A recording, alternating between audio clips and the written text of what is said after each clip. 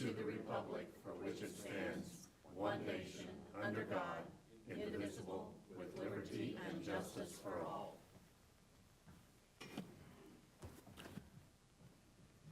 Thank you very much. If you have a noise-making device like I have, and I turned mine off just a minute ago, I would appreciate if you would silence those devices. We do have 3 proclamations to present this morning.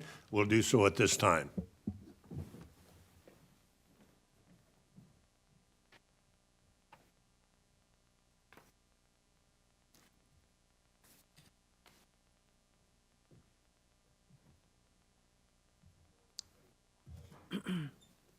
I'm going to ask Eldonna Chestnut from our Public Health Department, Department of Health and Environment, and Marty Vinson, who's with the Kansas Department for Children and Families. We have a proclamation recognizing National Child Care Month. So, Eldonna, I'll present this proclamation to you, and if you or Marty would like to make comments, that would be fine. Yeah, we both have a few short comments. Pardon? Yes, go right ahead. Thank you, everyone. Hello, commissioners and chairman and general public. We really appreciate you recognizing Child Abuse Prevention Month. From my standpoint, with the child care licensing side, as you know, our regulations are all about health and safety of children. And we do, unfortunately, have bad things happen in daycare. So we really want to help to raise the level of awareness with the health and safety and preventing abuse and neglect. I have with me today a Division of Children and Families, where we do have to occasionally work with them. If an abuse and neglect situation arises, we do a joint effort. So, Marty? Thank you so much. And I just want to say that the Kansas Department for Children and Families is the face of Kansas child welfare, but we cannot meet the mission of protecting children and building healthy families without our partnerships and without the community. The Kansas Department for Children and Families has 6 regions, Kansas City being one of them, and the Kansas City region has 5 counties. Johnson County is one of those. In the Kansas City region alone, 33% of the children who reside in the state of Kansas are located in the Kansas City region. So we have a lot of prevention work, and we have a lot of excellent partners that help us with that prevention work. And I just want to thank everyone for your support, and it takes a village and the community to protect children and build healthy families. Thank you very much. Well, thank you both very much. No, stay here. We got, the service that you provide to our community and our children is so very, very important. So we are glad to cooperate with the state in that effort, and so appreciate that very, very much. And now we'll take a short photo, Okay. if you can.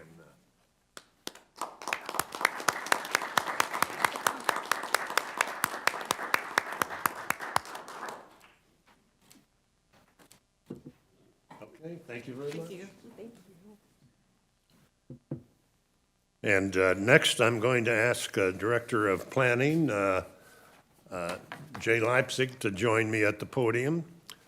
We have prepared a proclamation recognizing Fair Housing Month. So Jay, Chairman. Comments you'd like to make? Thank you, sir. Good morning, members of the commission. Jay Leipzig, the Planning, Housing, and Community Development Director. It's a pleasure to be here this morning on behalf to recognize April as Fair Housing Month. Before you, I wanted to introduce some key staff that are here, and if you guys would like to stand, or if you come up here, you're more than welcome to. David Ward, our Housing Director, is here, as well as Jessica Hotelling, our Deputy Director of Housing. Jerome Franks, our Housing Program Supervisor. And then Vicki Schmidt is our Finance Manager. So this is the key management team for housing. And these people really do so much work. And it's housing in terms of what the regulations that we have to work with, and the the detail that is involved in that work. These people are amazing at doing that, so I certainly appreciate them and congratulate them for the work that they do every day. This is the 54th anniversary of the Fair Housing Act. Just a little bit of history. On April the 11th, 1968, President Johnson signed the Civil Rights Act of 1968, which was meant as a follow-up to the Civil Rights Act of 1964. The 1968 Act expanded previous legislation and prohibited discrimination concerning the sale, rental, and financing of housing based on race, religion, national origin, sex, and as later amended, handicap and familial status. Title VII of the Civil Rights Act of '68 became known as the Federal Fair Housing Act. So in a quote from the HUD Secretary, Marcia Fudge, says, "Fair Housing Month is a time to recommit to our mission to promote fairness, inclusion, and justice in housing. This month and every month, we are doing everything in our power to ensure every person has a fair shot at the American dream." So with that, once again, it's my pleasure to accept this for the important work that the Housing Service Department does, and we provide the service to the residents of Johnson County. Thank you very much. Well, Jay, thank you very much. And I'm going to ask your staff to come up and join us.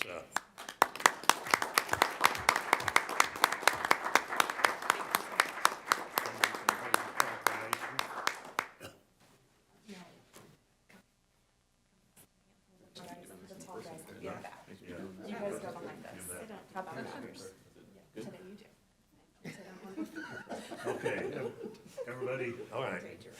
Are we there, Eric? Yep. All right.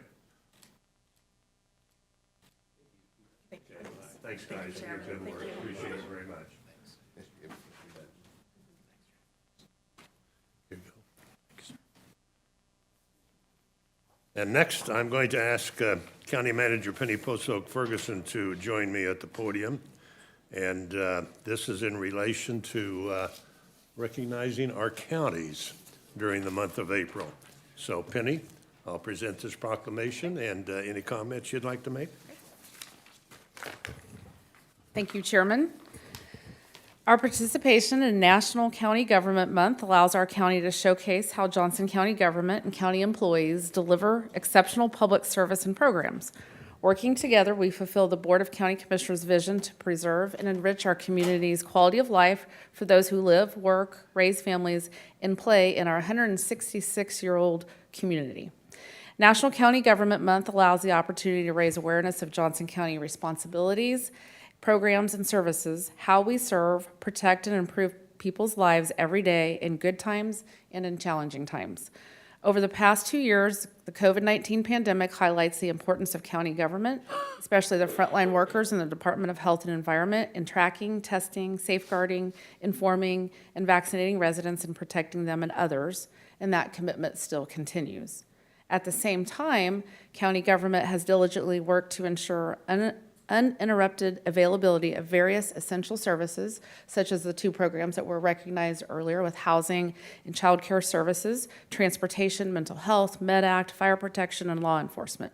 Vulnerable residents and residents in need were helped. Home meals were delivered, utility and rental assistance was provided, just to name a few.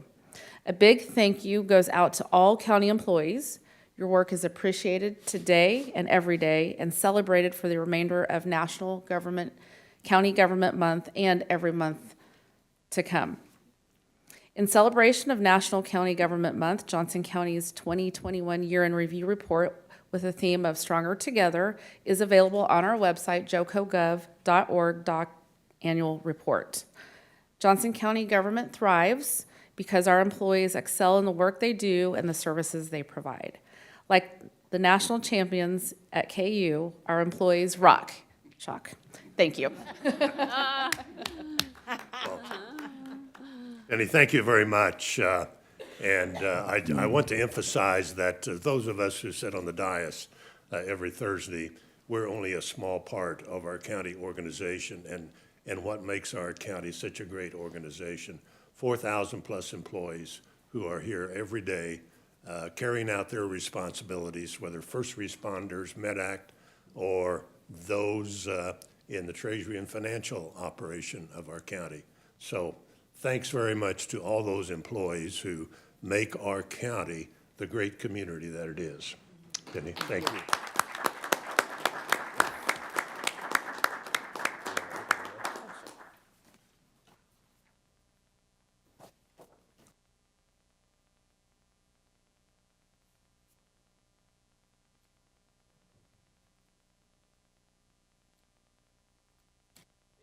Thank you.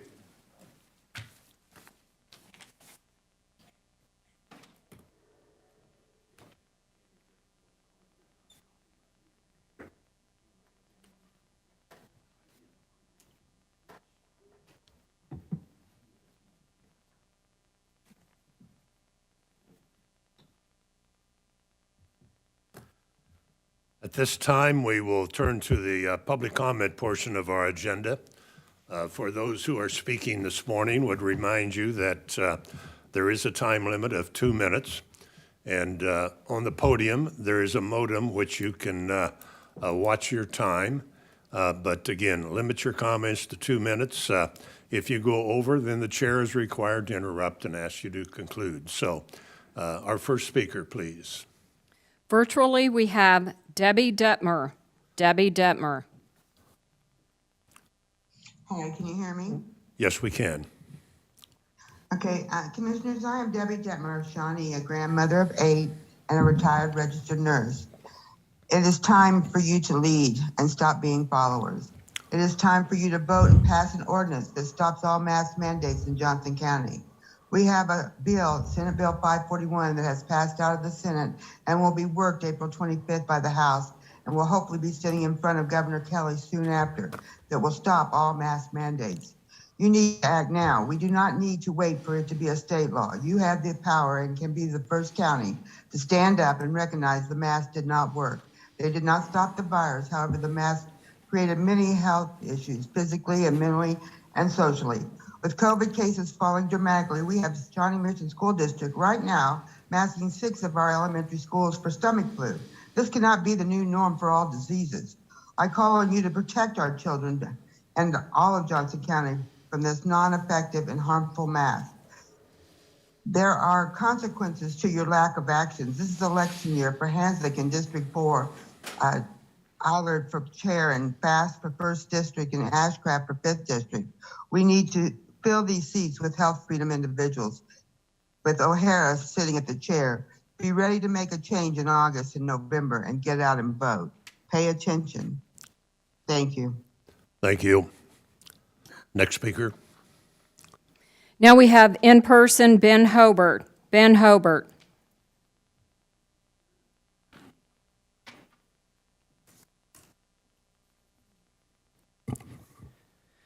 Ben Hobart, Westwood Hills.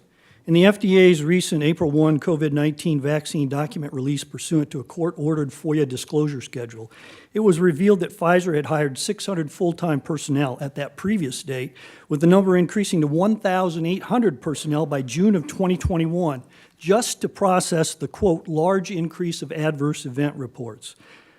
The vaccine adverse event reporting system as of March 25 tallies more than 1.2 million adverse events, more than 26,000 deaths, more than 37,000 myocarditis and pericarditis events, and more than 48,000 permanently disabled. Dr. Eric Freisleben of Berlin, Germany, has a practice overrun by patients with vaccination side effects. He estimates the cases of severe vaccine side effects at 3%, which would affect 1 million Germans. In his 35 years of practice, he's seen 5 or 6 side effects from vaccines. For the mRNA vaccines, he has counted 96 side effects, much less than the 1,291 that Pfizer has disclosed. Seattle Children's Hospital did a study of children reporting chest pain and evidencing elevated serum troponin levels from April 1, 2021 through June 7, 2022, all within 1 week of the second Pfizer shots. Quotes from the study, quote, all patients had significant elevated serum troponin levels indicative of heart damage, and LGE, late gadolinium enhancement, which is indicative of poor outcome, was present in more than 2/3 of the kids. These young patients had a median troponin level of 9.15, more than 20 times greater than the levels found in people suffering heart attacks. In the Miami Tennis Open, 15 athletes retired from their matches, which is unheard of. In order to compete, all were required to be vaccinated with the clot shots. Educate yourself. Apprise yourself of the risks. Don't take the clot shot decisions lightly. Thank you. Thank you. Now we have Lisa Happy. Lisa Happy. Good morning, I'm Lisa Happy. I'm here to state This is regarding the solar facility. I'd like to state that we are not anti-solar, and we are not anti-utility scale solar facilities. We're in favor of responsible siting of these facilities. I refer to the Johnson County Rural Comprehensive Plan, stating throughout the planning process, the public voted strong support to protecting the rural character as they perceive it to exist in portions of Johnson County's unincorporated area. Locations exhibiting the ruralness are generally less developed and fairly distant from urban fringe. The following is a general description of some of the natural and man-made features and contribute to this sense of rural character that county residents value. This list of features was useful in the preparation of this plan and may be useful as a conceptual design reference to discuss with prospective developers when they meet with staff to represent their preliminary proposals. Although neither regulation nor adopted guidelines, this list may also be a useful reference for planners, zoning board members, and commissioners when considering development proposals. While all development need not be a rural style, certain kinds of development interrupt and intrude on the appearance of rural and scenic areas. This type of development is often unwelcome by existing area residents. On the other hand, designs that blend with visual character of the area are generally more in keeping with the expectations of nearby residents who want to live in the country. I'm asking you today, when you change the landscape of rural areas, I just want to say that you decrease the desire to move there. The desire decrease in demand affects the value of homes in the area. When you create undesirable view from homes, you decrease the value of these homes. I provided you with a study showing up to 30% devaluation of properties. Please, please refer to the comprehensive plan when you consider what regulations you put on industrial utility scale solar facilities and help us keep the value of our properties sound. Thank you. Thank you. Now we have Richard Gall. Richard Gall. Excuse me.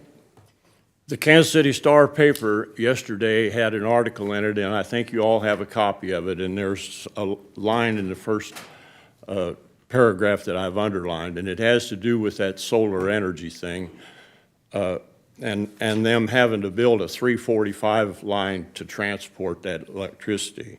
And I have it underlined, and I'd like to read this to everybody. The physical structure dash poles and wire for a 345 kV transmission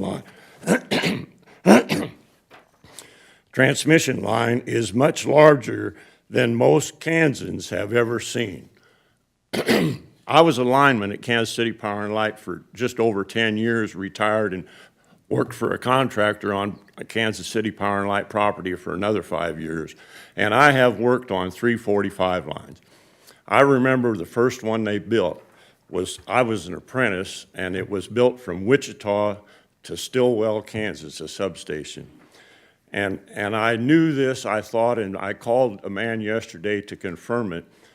The most common transmission voltage in Kansas, Johnson County, anywhere, is 345,000 volts. If you see a transmission line, and it's been there a while, it's more than likely 345. If it's not that, it's 161,000. And the only way, if they're built both on the identical type of structure, side by side, the only way you can tell them apart is the number of insulators hanging from the cross arm to hold that conductor.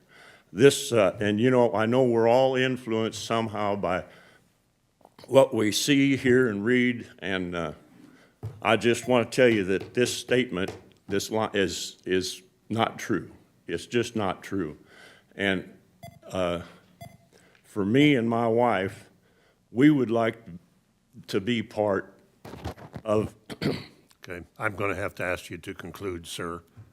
Okay, well, I'd like to be a part of getting rid of the global warming. Okay, Warming, all right. I'm sorry. Thank you very much. You bet, thank you. Now we have Amon Dvorak. Amon Dvorak.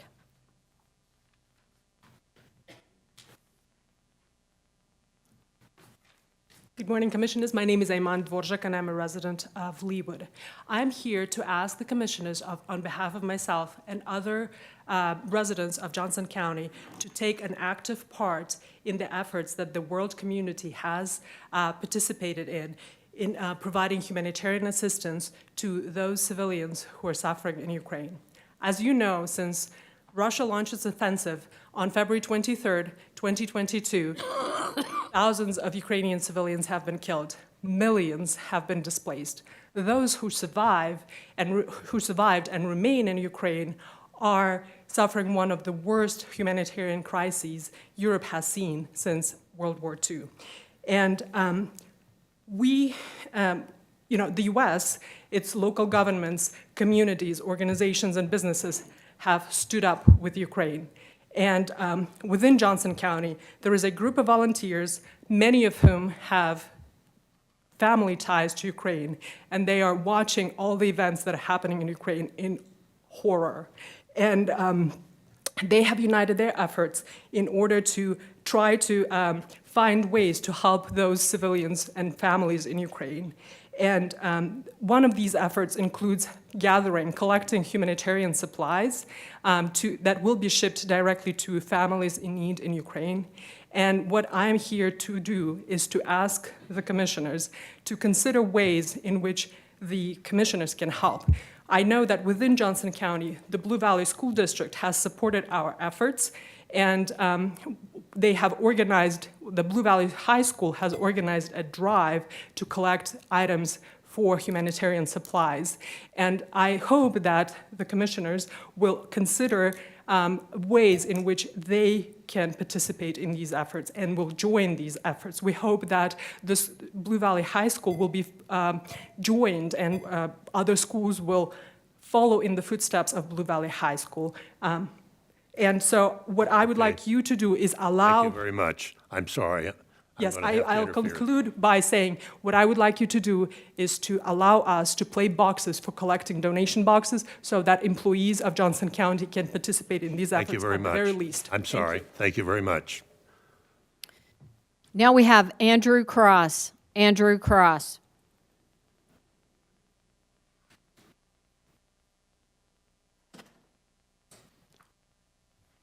Andrew Cross, Shawnee, Kansas.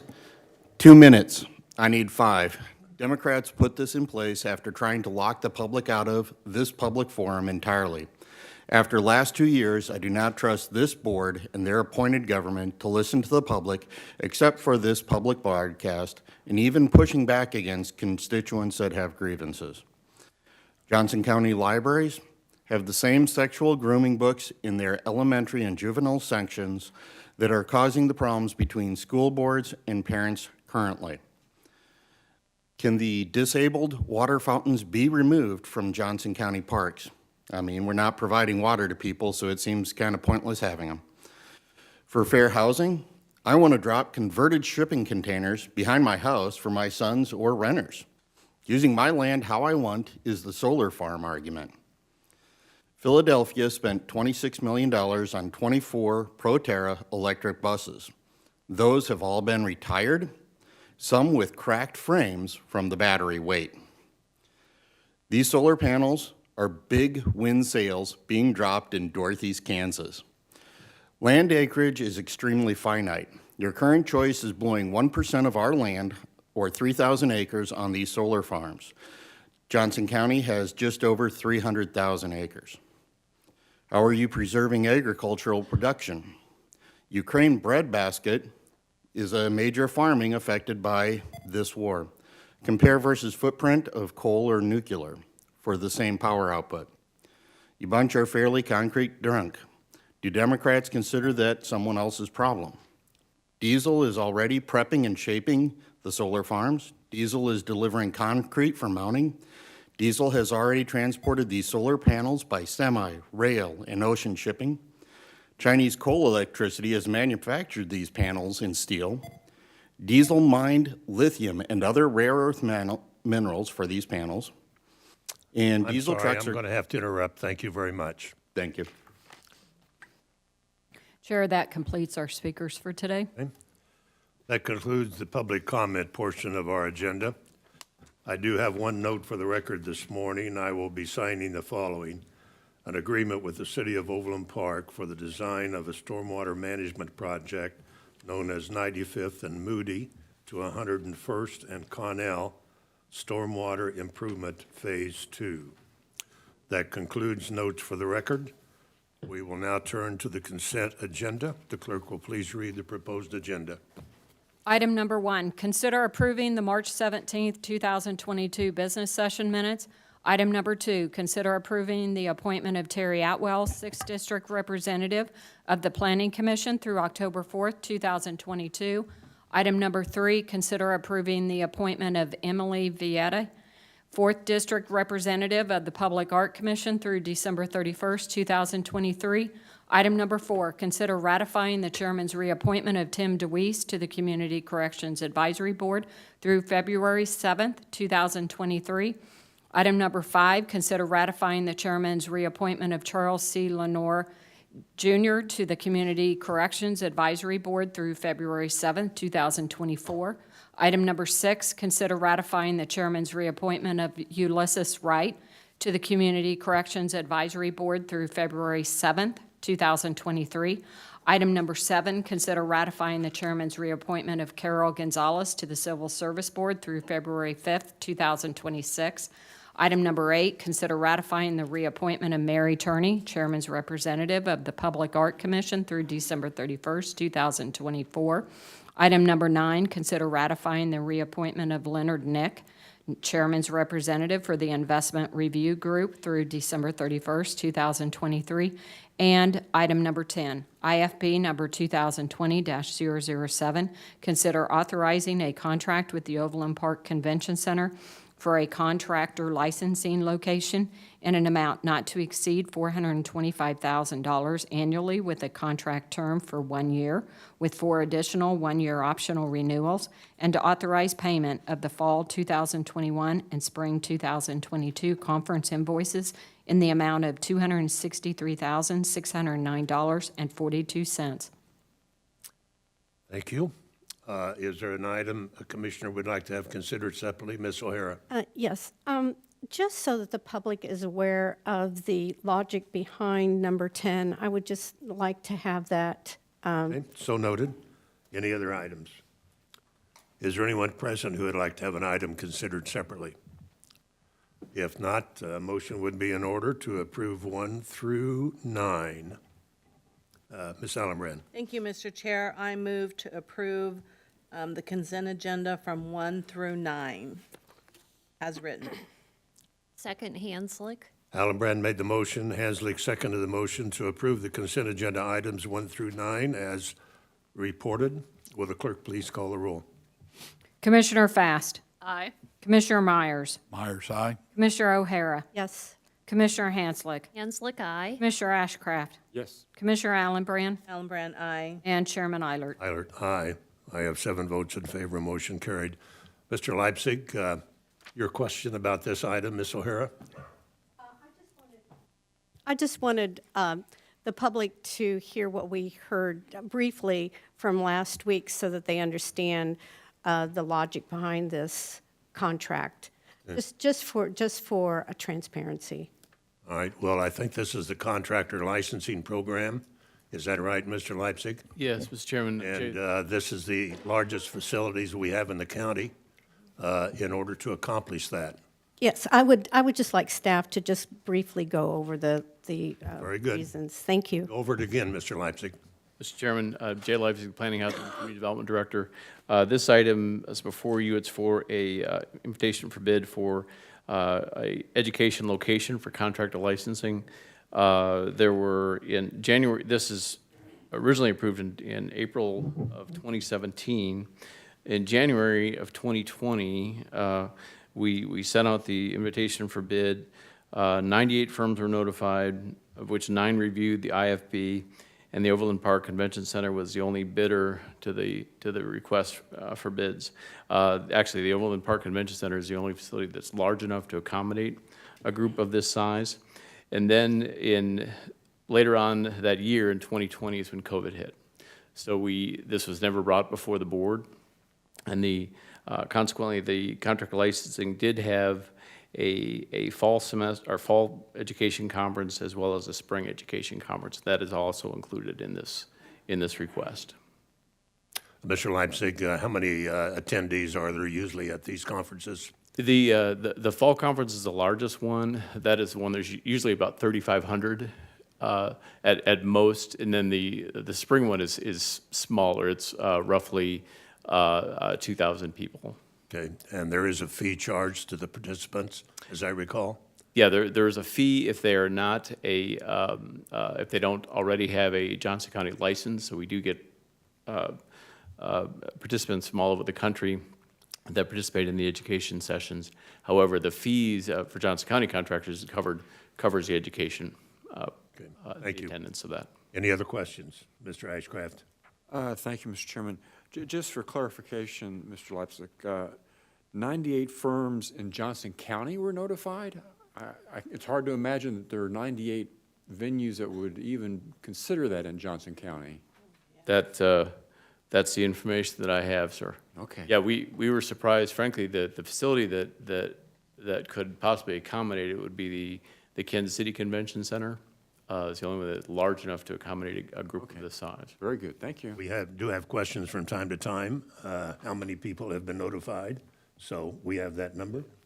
Ms. Allenbrand. 98 Thank you, Mr. Chair. Mr. Litt, so I want to thank you because in my previous life as a developer, sent many staff to this program, and it's one of the top-rated programs out there. So I would imagine there's probably more than 98 firms out there, just my guess. And I can't remember if it was somewhere in between the pandemic, myself and Commissioner Myers and Commissioner Fast had lunch out there, and I would invite any of the commissioners to go and participate like that. But I want to thank you for that program, and I know that they really appreciate it. I know I did, so Okay. thank you.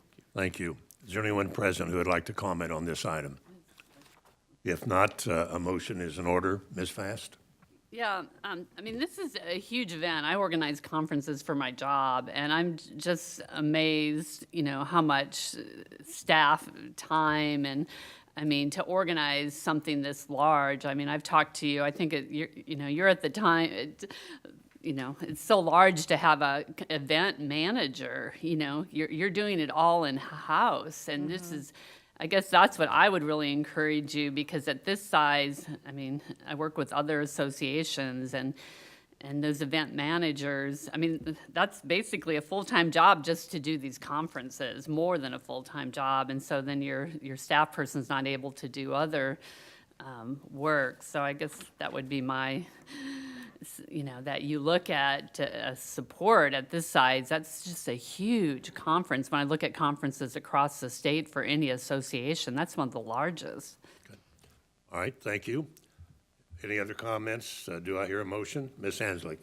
Yes, I'm glad to make the motion, Mr. Chair. I move to authorize a contract with the Overland Park Convention Center for a contractor licensing location in an amount not to exceed $425,000 annually, with a contract term for 1 year with 4 additional one-year optional renewals, and to authorize payment of the fall 2021 and spring 2022 conference invoices in the amount of $263,609.42. Allenbrand, second. Hanslick made the motion. Allenbrand seconded the motion to approve the authorization of the contract as recommended.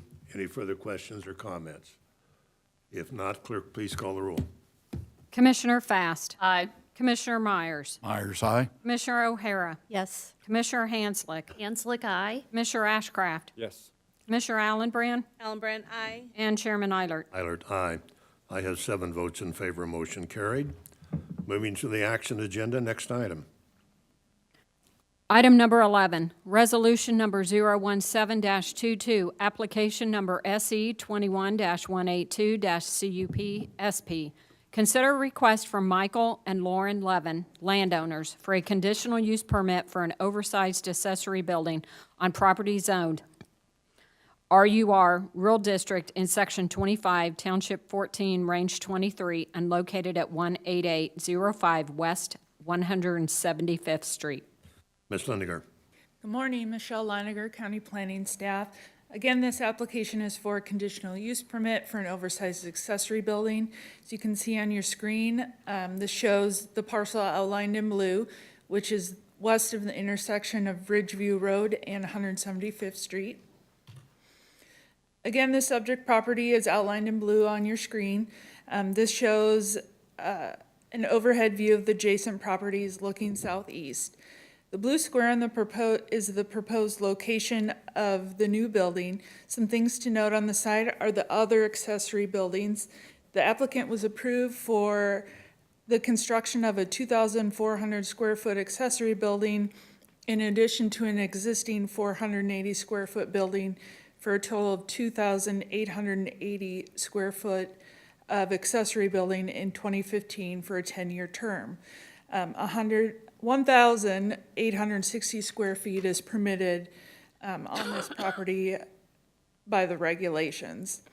The proposed location of the new accessory building is behind the existing large building, and adjacent to an existing tree line on the east. These provide for a visual buffer along the east side of the subject property and from a road. The proposal would not increase traffic or impair health, safety, comfort, or general welfare to the public. The March 2nd Southeast Zoning Board meeting, the board recommended approval of the conditional use permit to allow an addition of a 2,000 square foot accessory building for a total of 4,880 square feet of accessory building on the subject property with stipulations including a 10-year term as recommended by staff. No members of the public spoke regarding this item, and I can answer any questions, and the applicant, Mr. Levin, is here if there are any questions for him. Questions of the staff? Ms. O'Hara? Yes, I'm very supportive of this, but I just want to have the board members focus on that visual buffer of the tree line for the neighbors and from the road, and that the staff finds a proposed accessory building consistent with comprehensive plan regarding provisions to ensure the protection of the rural character of the area. And we do this week after week after week, and before this board, on a public hearing on Monday, we were looking at totally changing the comprehensive plan, especially for western Johnson County. Just want to have the commission understand the huge change that we are bringing about in our comprehensive plan. So when you're ready, I have a motion. Thank you. Ms. Allenbrand. Thank you, Mr. Chair. Out of curiosity, what is he going to use the barn for, or the shed? He has stated that he has a boat and a travel trailer that are currently kept at a different location, and they're getting ready to sell that location, so they're looking to move those recreational vehicles to this location. What a great use. And I also want to comment that I believe that our planning staff and also the zoning boards and planning boards are always looking at ways to do buffers, and that is always upmost at the top of your mind. So I thank you for all your work. Thank you. Okay. Is the applicant present? Any comments you'd like to make? All right. Anyone else wish to speak to this item? All right, if not, it's back before the commission. Ms. O'Hara, you have a motion? Yes, thank you, Mr. Chairman. I move to adopt resolution number 017-22, which approves a conditional use permit for a 2,000 square foot, 40 by 50 foot accessory building for a total of 4,880 square feet of accessory buildings on property, and for the reasons and subject to the stipulations set forth in the resolution. Allenbrand, second. O'Hara made the motion. Allenbrand seconded the motion to approve the resolution and the application as recommended by the zoning board and the staff. Any further discussion or comments? If not, clerk, please call the roll. Commissioner Fast. Aye. Commissioner Myers. Myers, aye. Commissioner O'Hara. Yes. Commissioner Hanslick. Hanslick, aye. Commissioner Ashcraft. Yes. Commissioner Allenbrand. Allenbrand, aye. And Chairman Eilert. Eilert, aye. I have 7 votes in favor. Motion carried. Item number 12. Resolution number 018-22, application number SE 22-185-PP/FPSP.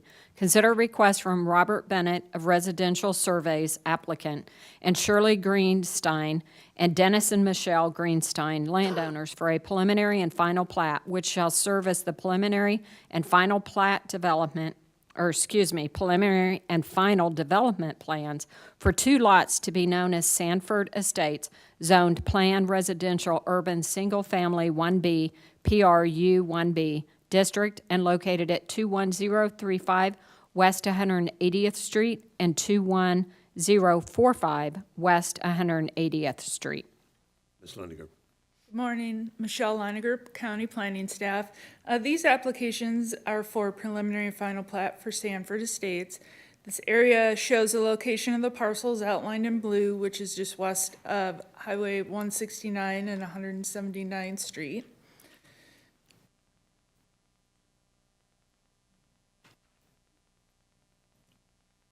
It's not letting me change. Thank you. This plat is to legally establish property boundaries for 2 lots totaling 1.94 acres in order to make the lots legal and buildable. If you can see on the screen, the slide shows some parcel history over time.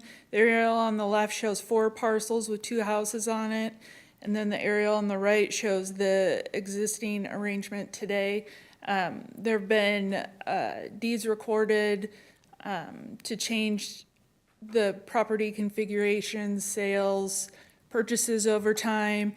And so the applicant is really trying to clean up the property lines, make these lots legal. Each lot will contain 1 existing house. No new lots are considered with this, and this purely for cleanup purposes. The minimum infrastructure and subdivision regulation requirements are all met with this plat. This is the final plat. Each lot is outlined in a different color. At the March 2nd Southeast Zoning Board meeting, the board recommended approval of the preliminary final plat, subject to stipulations as recommended by staff. No members of the public spoke regarding this item. I can answer any questions, and one of the landowners, Mr. Greenstein, is here if you have any questions. Okay, Ms. O'Hara. I have a motion. All right, I'll come back to that. Any other questions? Is the applicant present? Any comments you'd like to make? All right, so noted. Anyone else wish to make a comment? All right, it's back before the commission. Ms. O'Hara? Thank you. I move to adopt resolution number 018-22, which approves a preliminary and final plat, which shall serve as a preliminary and final development plans for 2 lots to be known as Sanford Estates for the reasons and subject to the stipulations set forth in the resolution. Alan Brand, second. O'Hara made the motion. Alan Brand seconded the motion to approve the resolution application in regards to the preliminary and final plats, which are recommended. Any further questions or comments? Clerk, please call the roll. Commissioner Fast. Aye. Commissioner Myers. Myers, aye. Commissioner O'Hara. Yes. Commissioner Hanslick. Hanslick, aye. Commissioner Ashcraft. Yes. Commissioner Allenbrand. Alan Brand, aye. And Chairman Eilert. Eilert, aye. I have 7 votes in favor. Motion carried. Next item. Item number 13, consider authorizing the Aging and Human Services Department through the Johnson County Area Agency on Aging to accept grant funding from the American Rescue Plan Act of 2021 in the amount of $1,626,014 from the Kansas Department for Aging and Disability Services, and authorizing the addition of 1 FTE information and assistance specialist, and authorizing the reallocation and expenditure of general fund reserves in an amount of $270,000 for FY 2022 expenditures. Ms. Leal. Good morning, Megan Leahy with Aging and Human Services. We discussed this last week. This is the item to both accept the $1.6 million in ARPA funds as well as create the new full-time information and assistance specialist position. These ARPA funds are through the American Rescue Plan Act and funneled down to local area agencies on aging to enhance and supplement programs for older adults. We do have 3 years on this grant. The funding deadline is September 30th, 2024. So we have 2.5 years left on that.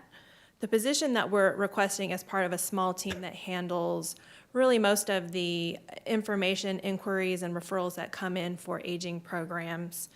They also provide a lot of community information and are part of the care assessments that are done for nursing home placements. I can answer any questions you have about that. Questions? Mr. Ashcraft? Thank you, Mr. Chairman. Mrs. Laha, could you give us some sense in the last couple of years, we've seen an increase in both state, county, and now federal funds. How are we going to measure success over the term of this program development?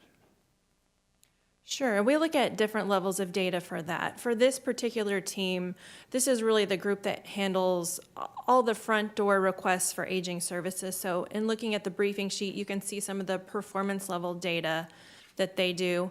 So just the number of customer serves continues to go up every year, which is not surprising as our population increases and our older population increases.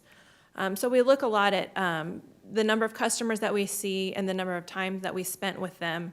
And then this team affects all of the programs throughout aging. So whether that's an in-home service or a home-delivered meal client, this is where it starts.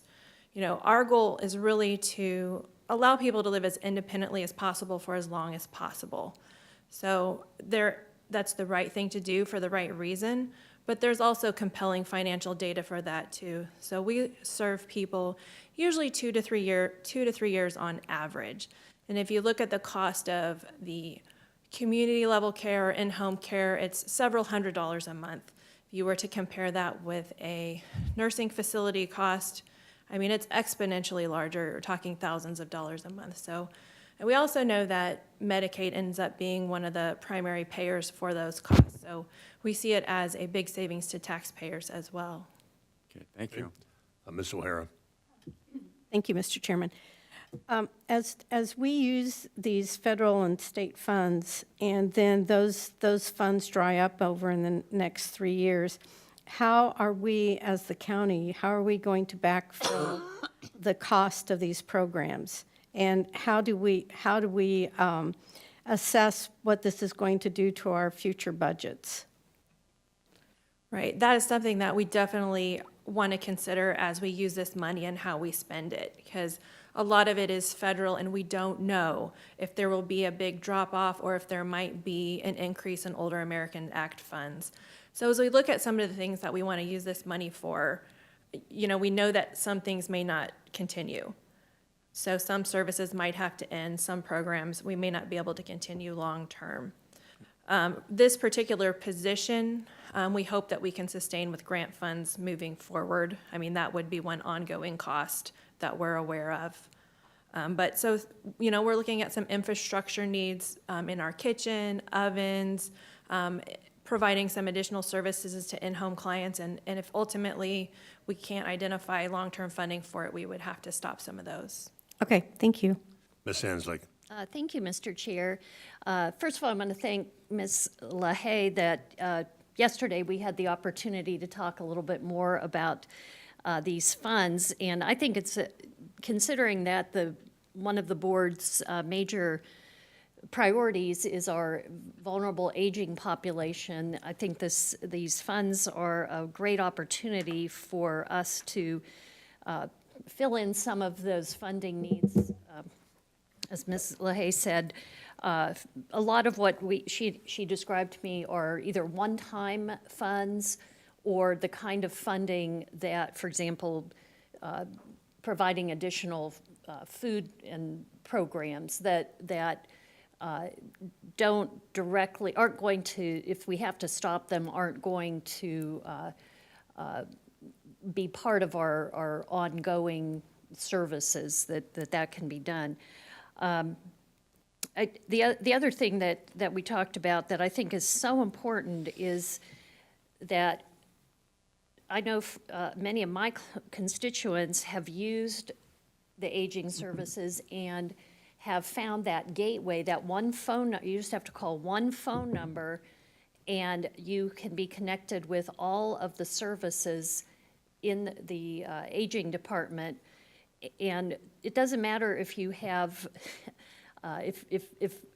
if you have a lot of funds and resources, or if you have none, often people just don't know what to do. They don't know where to go.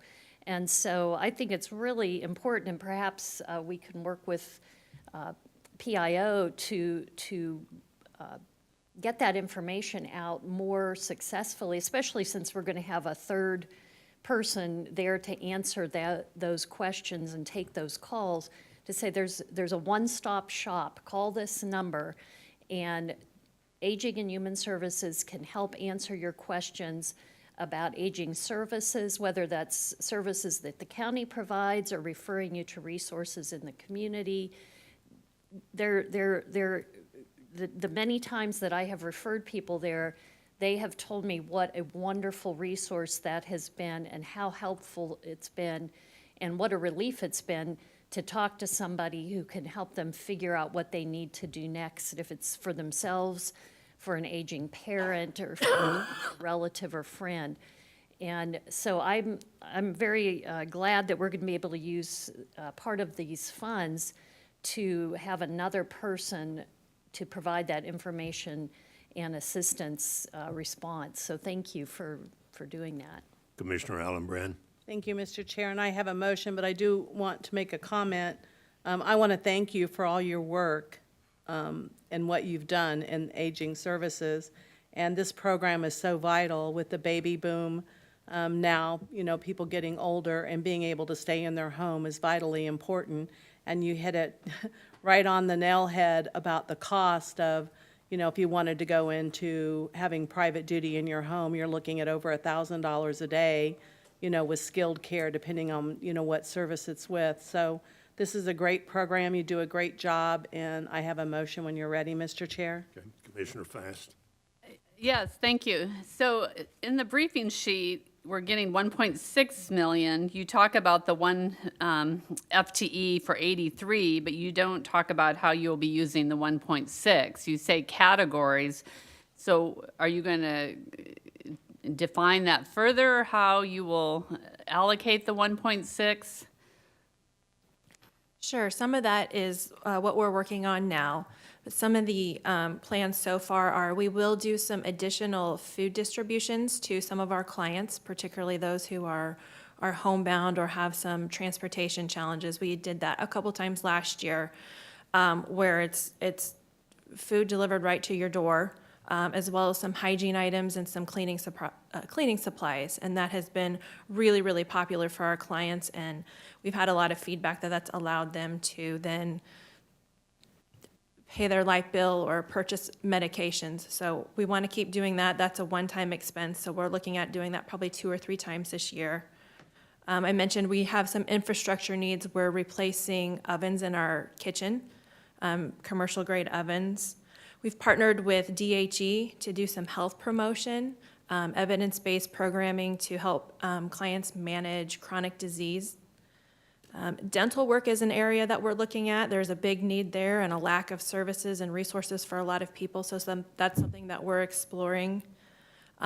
Another big initiative that we're taking on is trying to do more technology and virtual options to address really the socialization and isolation issues that a lot of our clients face. So we are doing some virtual cooking classes that I think can expand into a lot more for those who have that connectivity.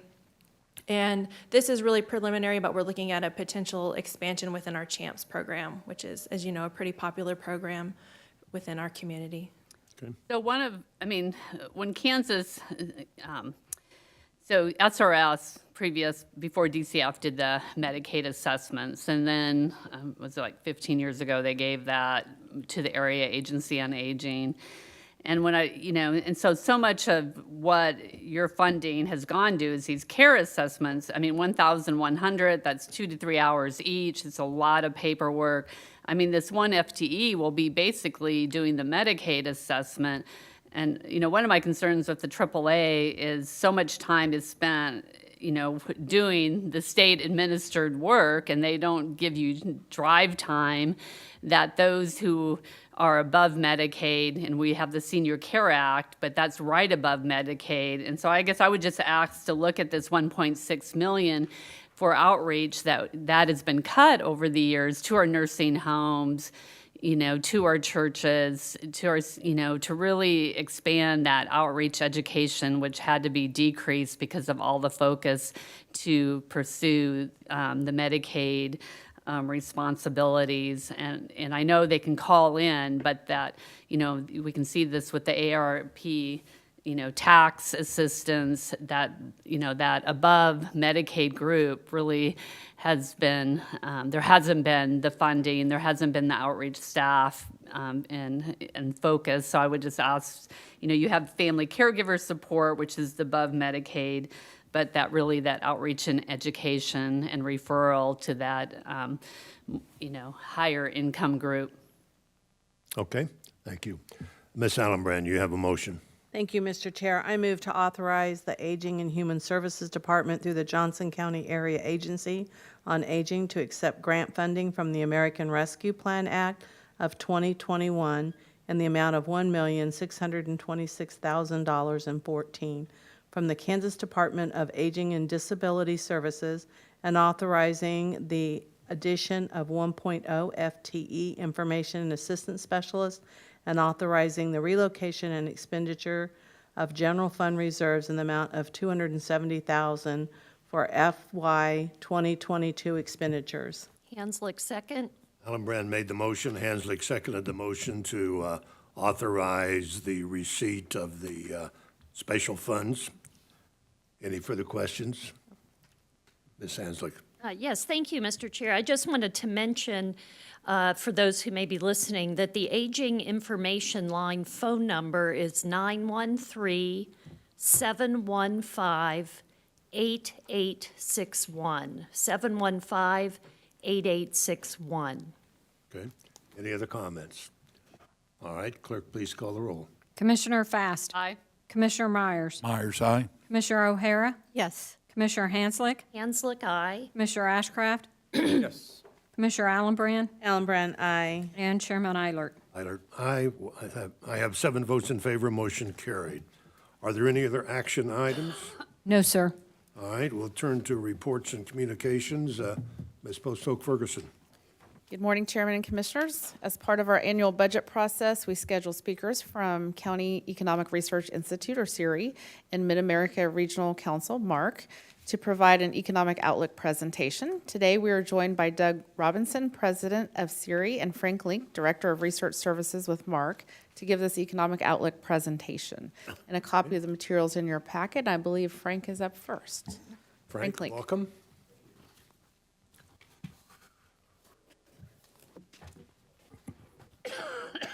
Thank you. I appreciate the opportunity to come to you today and deliver what is a brand-new forecast. As you know, the world is in turmoil, and to some extent, so is my forecast. This is really the first viewing of it. I would expect this to be really more of a draft forecast, but I thought I'd share it with you in the interest of giving you the latest and greatest information. So we start off with a U.S. forecast to set the overall context for our region. And you can see here that the U.S. economy has been rebounding quite nicely over the past several months. I'm going to go through this pretty quickly because you gave me a 10-minute time frame. And I want to leave time for Doug. So I'm happy. We'll take questions at the end of Doug's presentation in case that wasn't clear. So job postings are at record levels. Hirings are up, but not as much as job seekers. But also there's a ton of quits going on still. Unemployment rates are near to pre-pandemic levels, in some cases actually below pre-pandemic levels, but still great disparities by race, where the black people in the labor force have twice the unemployment rate of whites. Labor force participation has been a really big concern. It's taken a very long time for it to rebound, but it finally is, especially for these workers in the prime working ages of 25 to 54. It's very close to the pre-pandemic peak, still below the overall peak, but coming back nicely finally. We use a forecast from Moody's Analytics, and these are the assumptions. I won't go over them in detail, but the Fed is raising interest rates, and will raise them sort of at quarter percentage point increments this year and next, eventually getting to 2.5%. This is a somewhat optimistic forecast, and that that we've seen the peak of oil prices. That's not at all clear, and I'll show you another scenario where that's not the assumption. But this one says we reached the peak and it's going to gradually decline from here. Inflation will be high, but gradually decline as well. And fiscal policy actually is turning contractionary as all the stimulus gets removed from the economy, and things like child care supplements are no longer being paid out. The other scenario is called a stagflation scenario, and it's sort of like everything that could go wrong does. And so the war goes badly and lasts a long time, and oil prices go up higher. I've seen projections as high as $150 a barrel, and that supply chain problems are even worse than they've been, and we get a wage price inflation spiral. And as a result, we get another recession by third quarter of this year. So this is the overall GDP forecast, showing you the baseline in blue, and the stagflation is in orange. An even better scenario, which doesn't seem quite likely, is in green. But you can see that overall the baseline forecast is that we're back on our pre-recession trajectory. We've recovered it all, and we're growing as fast as if there had never been a recession. Not true for employment, though. Employment is recovering much more slowly than it did in the prior period before the recession. And there's a real drag in our ability to create jobs because of labor shortages, and a large part of that is because of baby boomers retiring. But also we've had lower immigration in recent years. That's also holding back labor supply growth.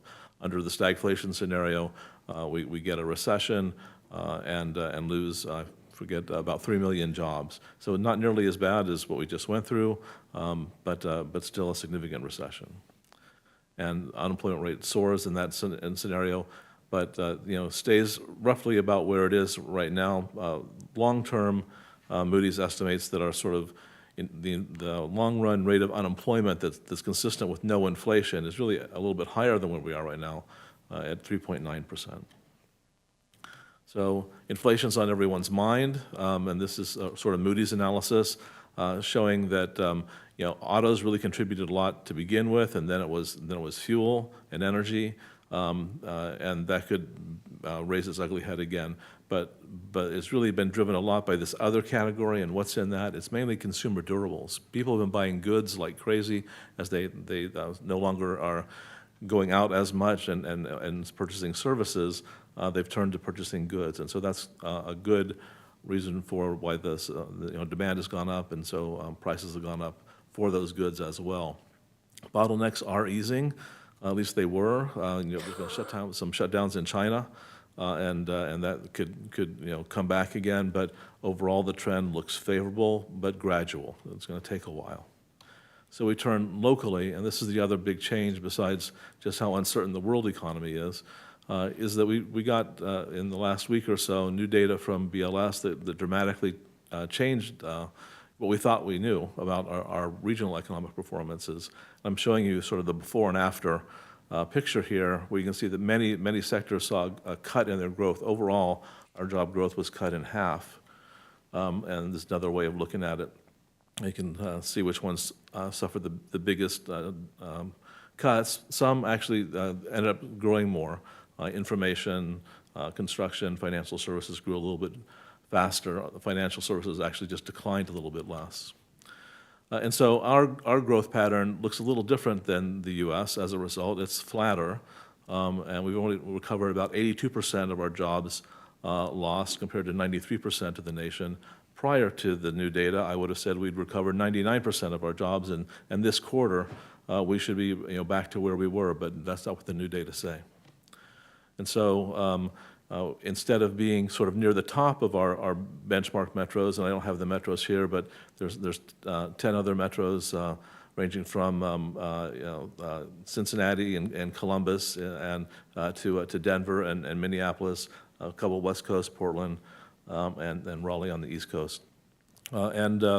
we're sort of near the bottom here in terms of our job growth relative to our peers, and here you can see it maybe even a little bit clearer. We're ranked 9th out of 11. Unemployment rate, though, is very low. It's 3.3%. That's a really low unemployment rate, and it's right there in the middle of the pack. And so labor supply issues are really biting here. And there may be one reason why we're growing slower than we thought. We just can't find the workers. So here's the latest forecast showing this. It's not going to be until maybe the beginning part of 2023 before we reach our pre-pandemic peak. And that we're going to grow slower, slightly slower than the U.S. instead of slightly faster, as I had in my previous forecasts. Growth this year in 2022, fourth quarter, should maybe be a little bit better than last year. That's what I'm forecasting now.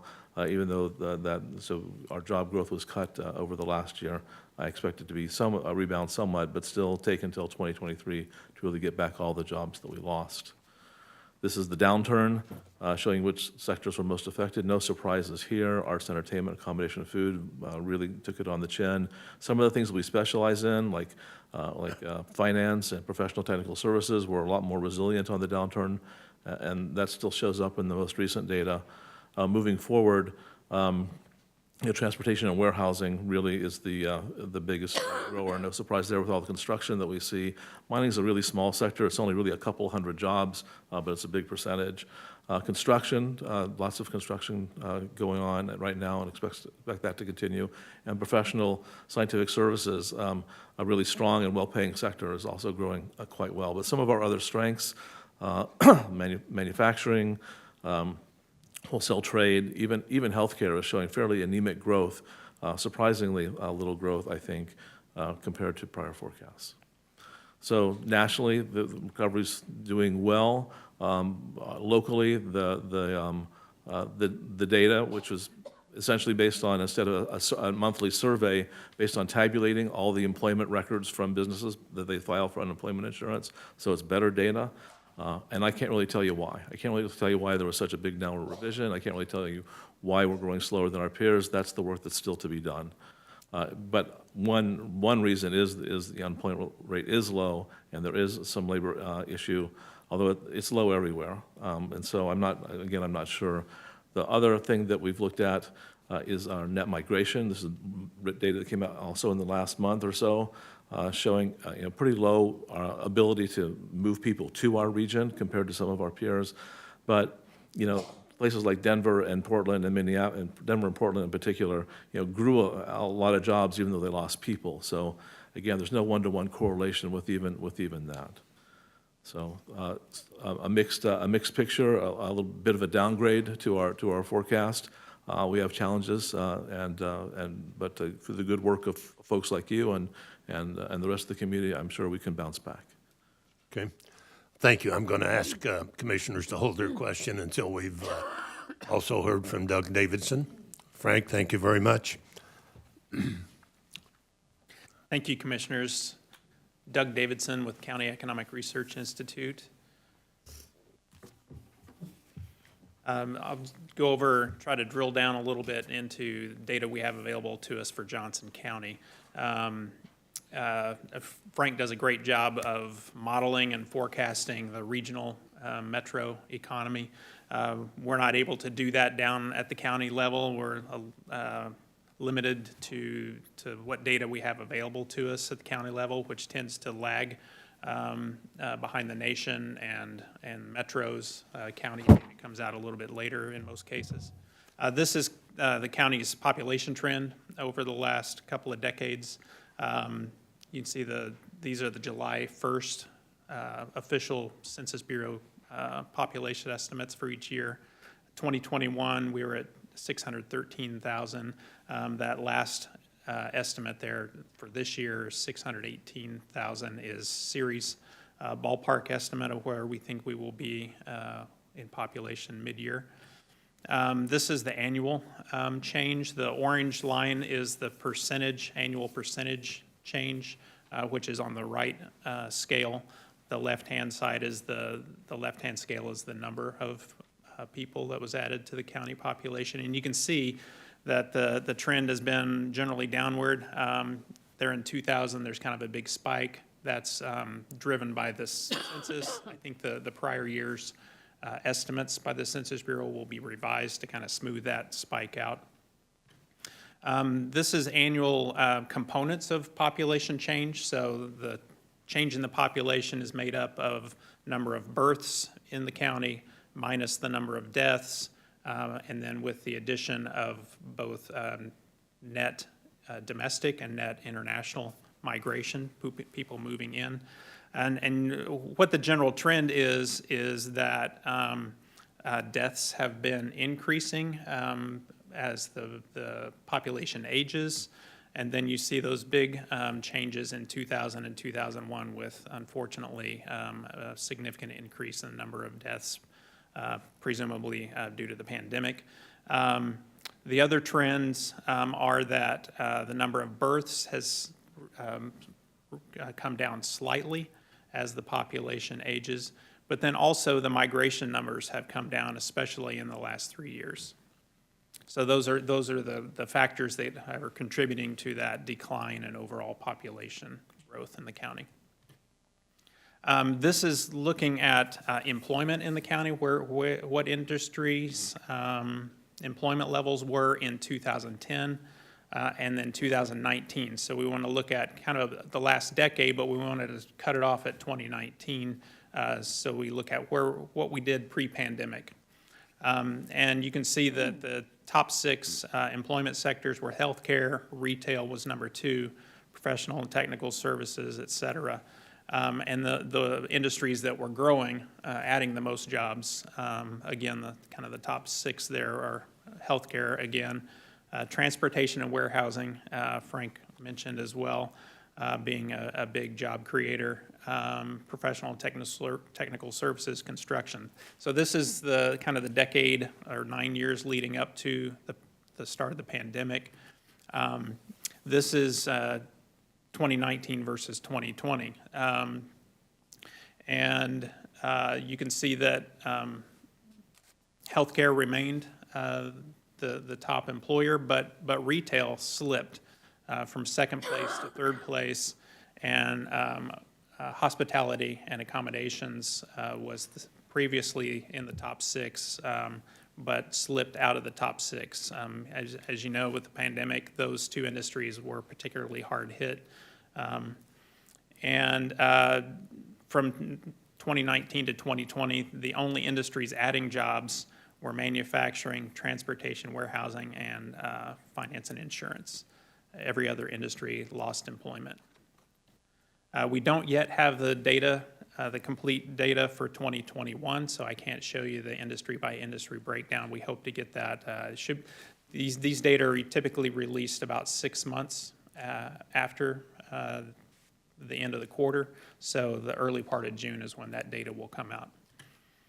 This is, we do get the total by month, not broken down by industry, but this is total employment. So again, the blue line is 2019, so the pre-pandemic sort of baseline. Orange is 2020, and then the green bars are 2021, which we have up through September. We'll get the last 3 months, again, with that June data release.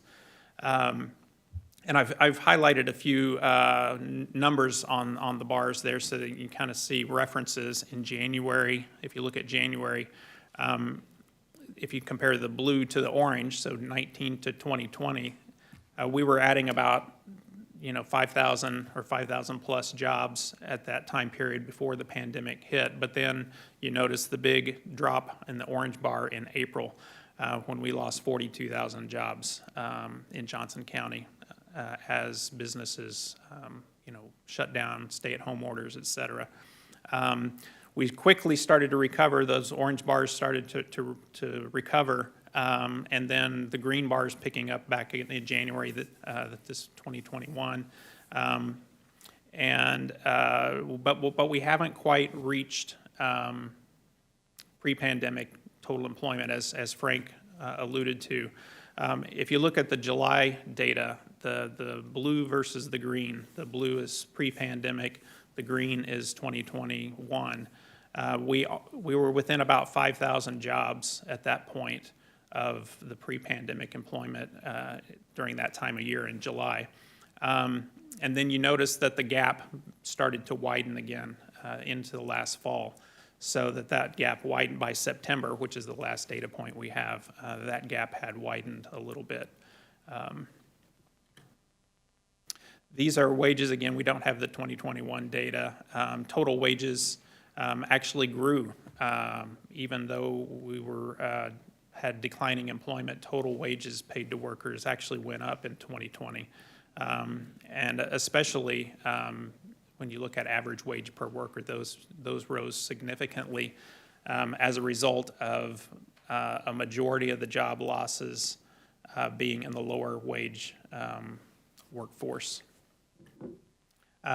These are weekly unemployment claims. You can see the big spikes during the surges of the pandemic. I'm going to kind of breeze through these for time's sake. The left-hand pie chart is the January through March 14th period pre-pandemic of the breakdown of the sexes on who was filing unemployment claims.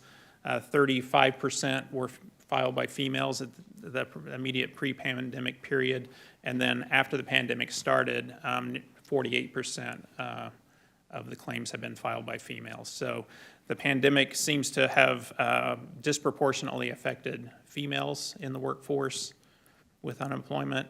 The age breakdown, pre-pandemic and post-pandemic, the biggest difference here is in the age group of age 65 plus. A bigger portion, a significantly bigger portion of that age group has been affected by job loss. And this is an industry by industry breakdown. The blue bar being the pre-pandemic period. It's a little hard to compare these two because of seasonality, so you'll notice at the bottom of the chart, construction. Construction pre-pandemic was accounting for the largest number of average weekly claims, but that's also that's January through March. That's the winter kind of off-season period for construction. So, but I've added in the red bars are the average number of claims per week during the last 4 weeks. So that's kind of where we're trending and the way we're trending at close to present. The civilian labor force has actually, in Johnson County, according to the BLS, has recovered to above pre-pandemic levels. So as compared to the jobs data that I spoke of a minute ago, that previous jobs employment data is by place of work. So those are jobs that are actually located in Johnson County. This data related to the labor force is by place of residence. So these are Johnson Countyans. And I will, this is, of that total labor force, these are the number of people who are employed. But these are Johnson Countyans. They may work in Kansas City, Missouri, or in Douglas County. They may work outside the county. Again, the total number of Johnson County residents who are employed is actually above pre-pandemic levels. The number of jobs actually located within the county has not yet recovered to pre-pandemic levels. Frank alluded to the low unemployment rate. You can see the huge spike in the orange bar during 2020 in April. We spiked all the way to 11.3%, which is an all-time high in Johnson County. Started to trend down precipitously through the end of the year.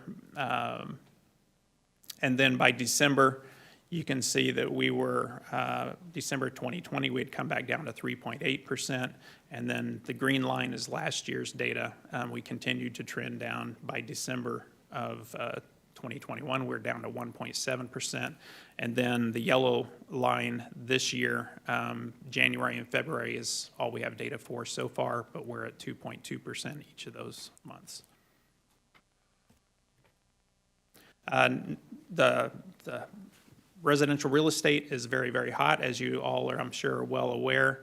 The blue line, again, is pre-pandemic, 2019.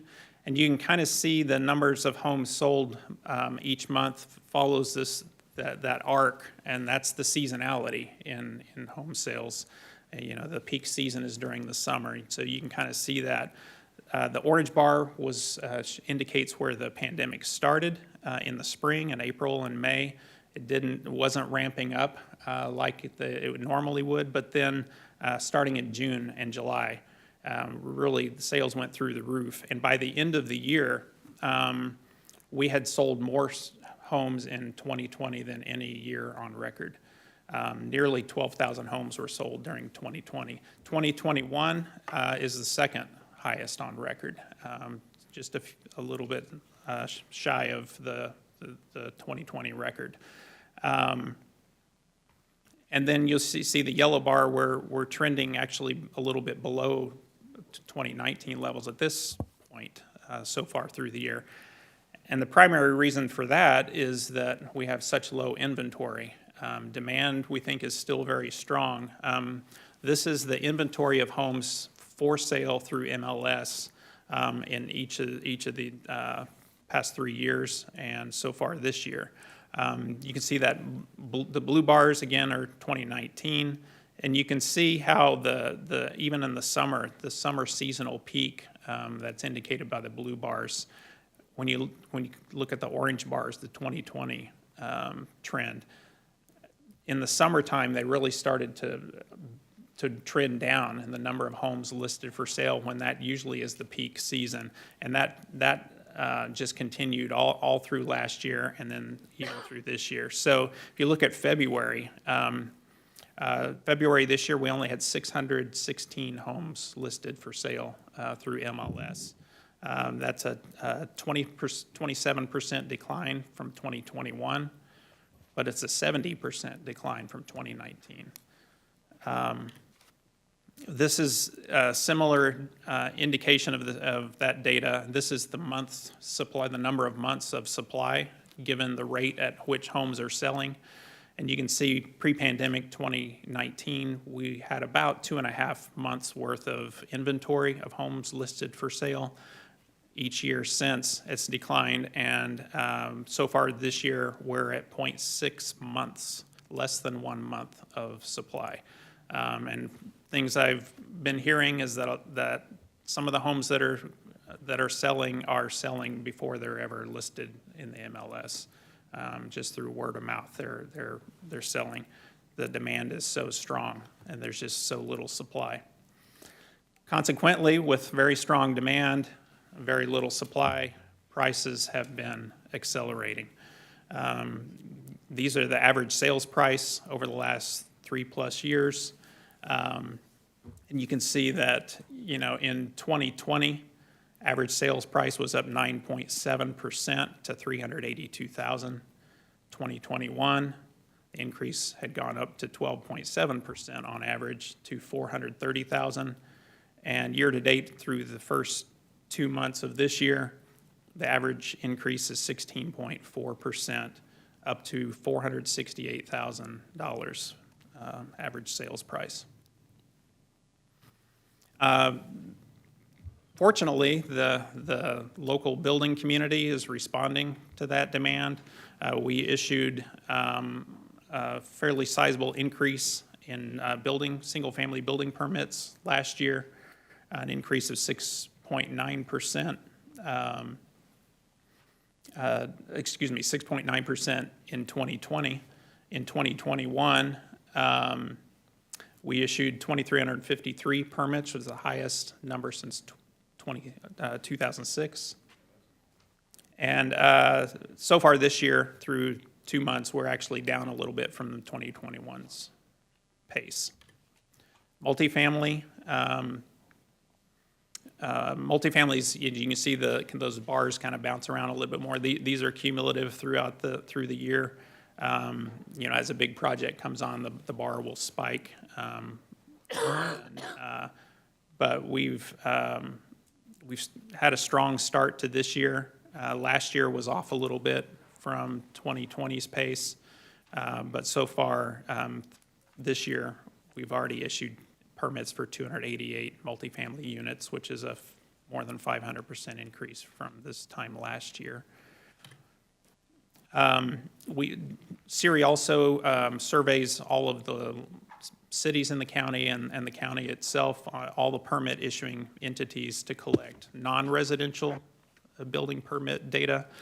This is data going all the way back to 2012, just to kind of show you that we had a big spike in 2016, and I'll get to that here in a second as to the reason for that. But you notice in 2019, 2020, and 2021, non-residential development continued to happen. We basically 2020 and 2021 we were continuing at about the same level as 2019 pre-pandemic level. And then this is that same data broken down by the four major categories that we track. So retail space, and these are square footage, the total square footage of retail space, office space, industrial space, and other, which is a broad category that includes government, and includes anything that doesn't fit any of those other categories. But as Frank mentioned, the distribution, the warehouse development has been tremendous in the county over the last 10 to 15 years. 2016, there were that's that big spike that we talked about a minute ago. There was over 6 million square feet of industrial space permitted in that 1 year. I do have a typo on the right-hand column there. That says 26.5 square feet. It should read 26.5 million square feet of industrial space has been permitted since 2012 in Johnson County. And then taxable sales. We estimate total taxable sales monthly in Johnson County, which is the amount of sales that would have needed to occur to generate the amount of sales tax and use tax that was distributed to local governments. And you can see that, and as you, I'm sure all are well aware, sales tax revenue has been holding up quite well and growing robustly through the pandemic. One thing that we noticed, and Frank alluded to this shift in consumer behavior to purchasing more goods, less services. There's also that shift to more online purchases. And then home improvements all have worked to create a relative shift away from the sales tax and towards the use tax. And so in 2020, sales tax did decline, even though it didn't decline by as much as most people expected. It was down 3%. Use tax, on the other hand, was up 18.5%. So again, that's related to that shift to online purchases, which are typically captured by the use tax rather than the sales tax, which is captured in a brick and mortar retail environment. And then in 2021, sales tax grew substantially, 14.8%, but use tax grew by 33.9% in 2021. And then lastly, how that affected the local cities. It was quite interesting to see and compare this. You notice that the orange bar is 2020s. Again, this is the sales and use tax combined. But cities that have a significant brick and mortar retail presence suffered more during 2020 than cities that don't have much brick and mortar retail. In fact, those cities tended to benefit from the shift to online sales. So you'll notice the brick and mortar cities that I'll put brick and mortar in quotes, those cities that have a lot of brick and mortar, Overland Park, Leawood, Merriam, they all experienced declines in their total taxable sales during 2020. Whereas some of the smaller communities that don't have little to no retail presence in a traditional sense, saw significant increases in their sales and use tax revenue. And again, that's due to the effect of people not traveling to a store to make a purchase, but ordering it online, having it delivered to their home. And in that case, the use tax is collected at the point of their residence, not at the point of a retail sale. And I think that's all I have. Okay.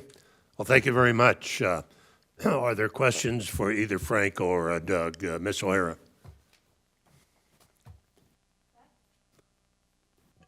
That was information by fire hose. That's a lot of information. Thank you for your presentation.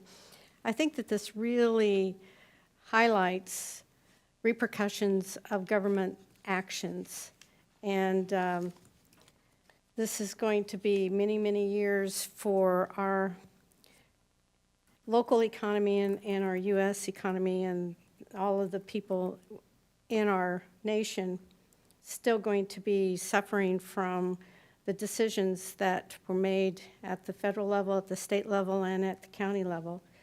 One thing that I found really interesting is that from 2011 to 2022, with the estimate that our population increased approximately 13%, but yet our birth rate decreased nearly 10%.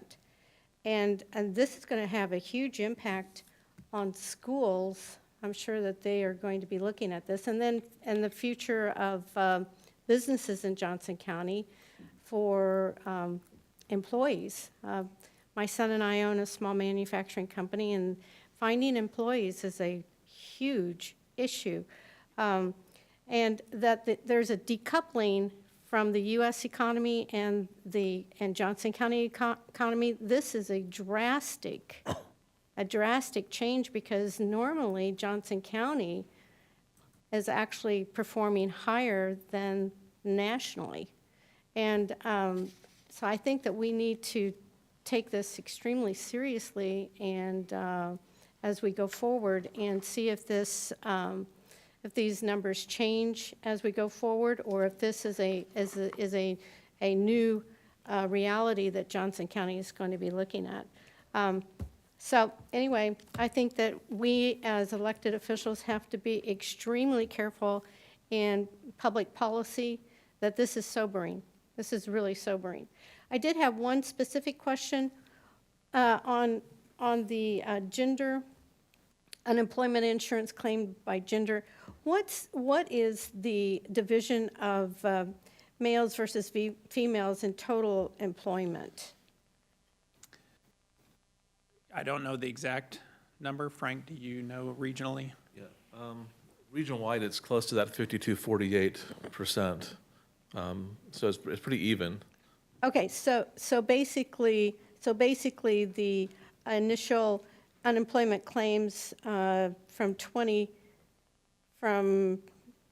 March 20 to March 22, that is really an equal division as to the people that are employed, whether they're male or female. Right, but I think And so pre-pandemic, it looks like that females actually held jobs longer and better. And so now and from 20 to 2022, we're looking at that it's an equal, that females and males are holding jobs approximately the same percentage. And we're down to 1.5% on unemployment, is that correct? Approximately. We ended the year at 1.7 Okay. Johnson County. Okay. But December is always the lowest unemployment rate. And, Okay. it fluctuates seasonally throughout the year. Well, So far in January and February, both months were 2.2%. Okay, so I think that in the private job market and in the public sector, that we all are suffering from not being able to find qualified people to employ. So thank you for the presentation. Well, thank you very much. It's worth remembering the Great Recession of 2008, 2009. Our economy dipped, and we came back quite strongly after a few years. This situation is different with the pandemic, and now with world events the way they are. Again, those all have a negative impact, but again, I would be optimistic that our economy, compared to many others, is going to continue to remain strong. Ms. Hanslick? Thank you, Mr. Chair. First of all, thank you, Mr. Davidson and Mr. Lank, for making this presentation. I'm so glad we've made this an annual event. I think it's a perfect segue and foundation for our budget discussions. And I guess I have a little bit different interpretation. To me, this is very encouraging. When I look at the information, for example, the unemployment rate, yes, when we look at April of 2020, it spiked up to 11.3%. But in that month, we were dealing with a very unknown situation with the COVID virus. And I believe that as public officials, we were taking very prudent actions because we really didn't know what we were dealing with. And as we had more information and could make different decisions, we can see that unemployment rate rapidly declined, and by the end of the year went down to, I believe it was 3.8%, and now we're already at pre-pandemic levels of unemployment. So I know there's bumps. I know that not every industry is recovering in the same way, but I think your report's quite encouraging. I did have a question, a technical question. Because the impact of baby boomers retiring is so impactful to our decision-making and to our economy, where would be the best source of information if I would want to see the demographics of people in Johnson County over the age of 60 or 65, especially in terms of income levels, whether they rent or own their own homes? If you could guide me to the best source of information for that, because we talk a lot about wanting to make sure we help our aging population stay in their homes. It'd be helpful to me to know how many folks are we talking about, and where are they in our county? And so if you can provide or guide me to any of that information, I would appreciate it. Well, I mean, the Census Bureau is the root source of that data. And at the local level, at the county level, a lot of that from the 2020 census is just now being released. So, but that would be the source I would recommend. I might be coming to you, Doug, to get some assistance on that. Thank you. Frank, did you have a comment to that? Yeah, I was just going to add that the census has a limited set of information. If you're interested in things like income and poverty and so on, then that's the American Community Survey. And 2020 data was just released on that as well at a census tract level. And we're still in the process of processing that data. We don't have it yet. Thank you. Thank you. Mr. Myers. Thank you, Chair. I agree with Ms. Hanslick on much of what she said. I think it's this information is how you're looking at it, glass half full, glass half empty. I'm like the chair, very optimistic, and think that in our situation we're in a very good position in Johnson County. I think what we have heard and what we see on the information that we're given again today, that recruitment of employees is going to be extremely important, and retention of employees is going to be extremely important. And that's something that we've been hearing from our departments, and I think we're going to hear quite a bit more throughout our budget process. So what this information has done for me is confirmed where I feel like we are at as a county. I appreciate very much the work and the information that you've provided. I love hearing this and seeing it and being able to digest it. And again, I'm not going to be able to digest everything in the few minutes that we've been here today, but I'm very optimistic myself. Okay, thank you. Mr. Ashcraft? Thank you, Mr. Chairman. Commissioner Hanslick, I appreciated your line of questioning. I'd like to follow on. I would frame it a little differently, but I think substantially the same. Kind of wanted to ask these gentlemen about their reflections on, sometimes it's called the Great Resignation or the Great Retirement, but the exodus of individuals, maybe baby boomers, but even beyond, from the workforce. And I was trying to get a sense, because looking at the raw numbers, both of your presentations talk about the unemployment rate, but how are we defining unemployment? How is that captured? Traditionally, people were churning in the market, but with the Great Resignation, is that changing that definition any, or is it still substantially the same? I mean, the definition of unemployment is still the same.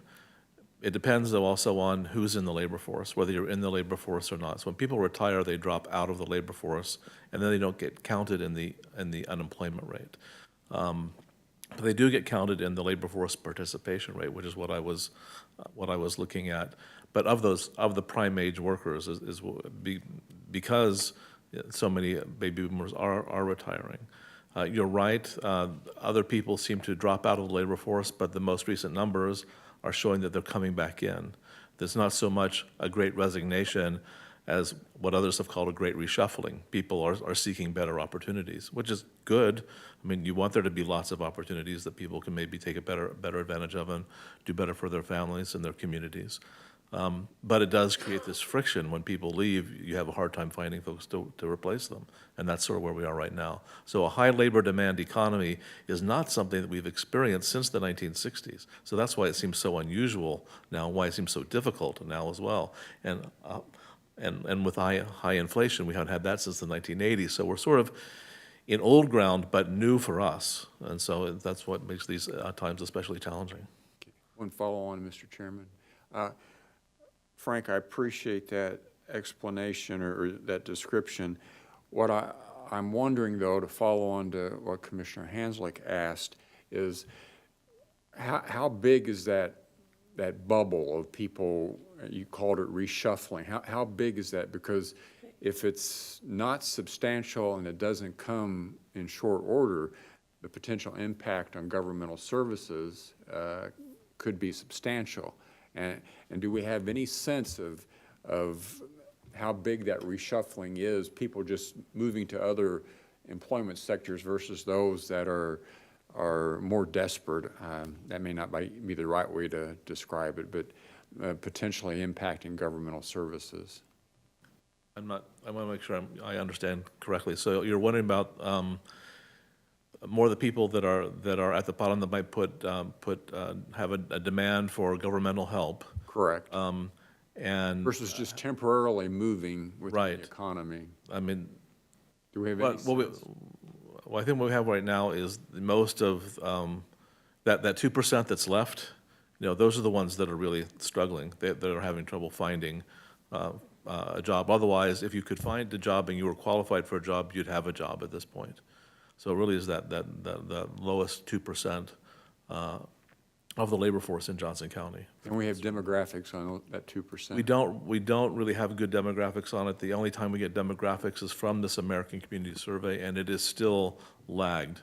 So we might be able to. We have data for 2019, and we could find the data for 2020 that's just been released. Okay, thank you. Ms. Allenbrand. Thank you, Mr. Chair. And Mr. Chair, I do remember when the economy tanked. That was not a fun time in my life period. But I agree. I'm very positive about what's going on and what the report that you gave. And I think that taking a look at the bigger picture of, how we as commissioners can work and helping the workforce, working with our local businesses, economic development to see, at one point in time, you see a big trend of change in the banking industry, the drive-through banks and the big office building, and you're seeing that change happen. And I think we're going to also have to get creative in commercial buildings. There's going to be a big change in that. And I'm not sure that our community or anybody else's community is going to go back to a lot of in-store shopping. I think they're going to continue to shop online, and you're going to see more boutique stores. So it's going to be interesting to be a part of that big picture.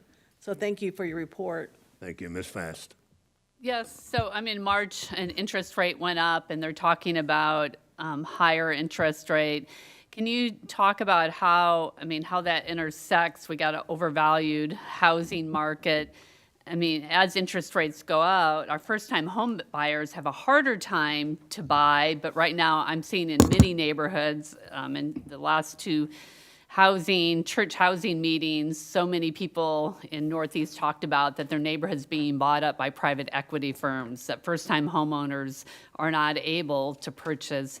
So even if the interest rates go up, these private equity firms will be able to buy more homes, and first-time home buyers will buy less, or will the recession then hold? What's the impact of recession? What's the impact of, all the private equity, in terms of our housing market? That's a really good question, so that whenever I start an answer like that, I don't have a very good answer. I think the impact of private equity firms and Airbnbs and so on is really new, and I don't think that anyone really completely understands it. Typically, I will say, interest rates go up, it does hold down, doesn't necessarily depress housing prices, but it depresses their rate of appreciation. And so housing prices will stabilize. They won't go up at the same rates that they have. And whether that changes the investment calculus, if they can't, buy these homes and then sell them up later at a profit, which I'm pretty sure is still what the ultimate business model is, then stable prices might reduce the demand from these investment firms. So it would be better for first-time home buyers. Prices wouldn't go up as much; they'd be more affordable, and plus, they wouldn't have this competition from outside. If interest rates goes up, that actually will help first-time? To a certain extent. I mean, if they go up to 12, 13, 14% like they did in 1979, 1980, then no. I mean, then the cost of the mortgage is too high. But these, mortgage rates are still at historic lows. And so if you can afford to get in a home, it's really not the interest rate at this point that's holding you back. And that'll be true even if it gets all the way up to 2.5%. I don't think it'll affect mortgage rates to the extent that most first-time home buyers might not be able to qualify for a mortgage. It's still a pretty small increase in the actual interest rate. So when we go into a recession, do the feds then work to lower the interest rate? So what's the impact of recession on interest rates then?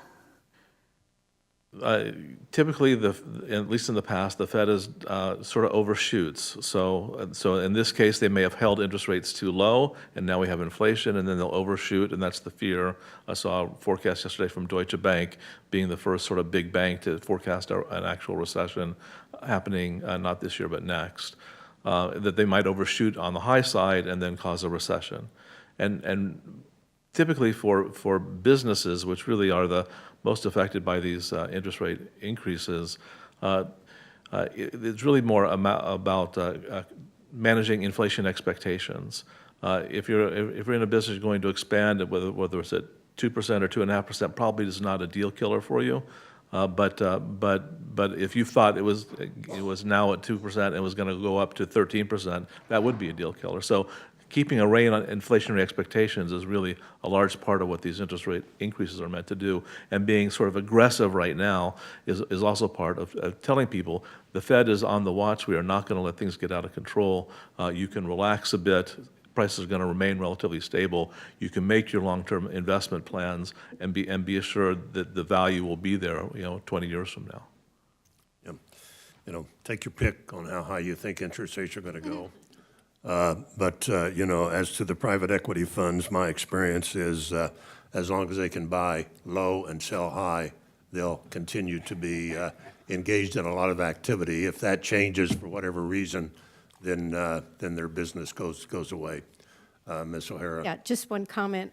Private equity firms are looking for a rate of return, and as interest rates go up, they will find that the rate of return might be better held in cash rather than real estate. So it's just, it just depends on what other opportunities, stock market or whatever, so. All right, well, Can I make? one more question, Ms. Hanslick? Yes, this is just a curiosity question for Mr. Davidson. On your last slide, what's going on in Mission Woods that They got the new taxable restaurant. sales went There's up? a new this restaurant on Shawnee Mission phenomenal Parkway. way. Yeah. What's going on? Well, Have you I been in think, the I new think facility with Mission there at, Woods, you mean the big, State line big and increase? Johnson Drive? Yeah. Yeah. Yeah. It may have to do with home remodeling, because building materials are typically captured by the use tax, which is by the address of the They started glass recycling because during the pandemic, they had so many people doing door-to-door wine sale. Well, thank you thank very you. much, Frank and Dave. Can I make Doug? one more comment? Yeah. Frank, did you have a closing comment? Yeah, one more comment. Because we mentioned the labor shortage a lot, and so and you're looking for an economic growth strategy, a workforce development strategy is maybe one of your best to make sure that everyone that really is willing to work or could work is working at full capacity.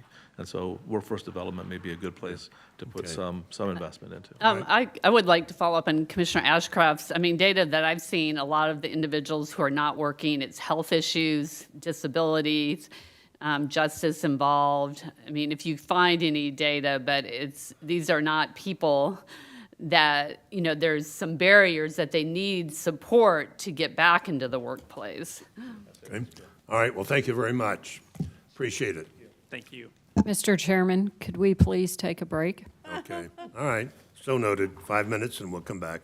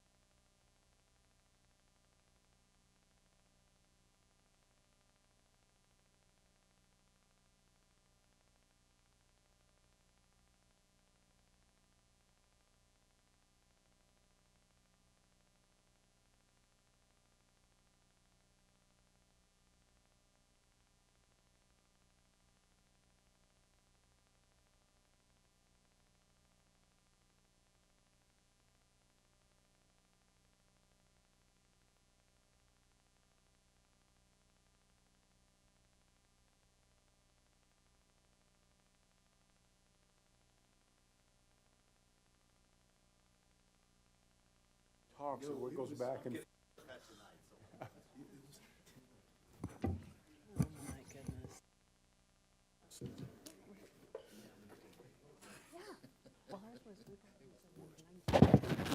Penny? Can we keep it short? That's the standard, I think.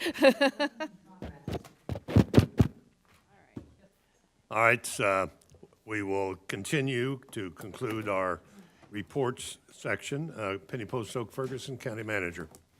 Chairman, thank you. The major projects update is in your packet. One that I would point out is Tomahawk Creek Wastewater Treatment Facility expansion. Substantial completion of the largest county project was reached last month in March.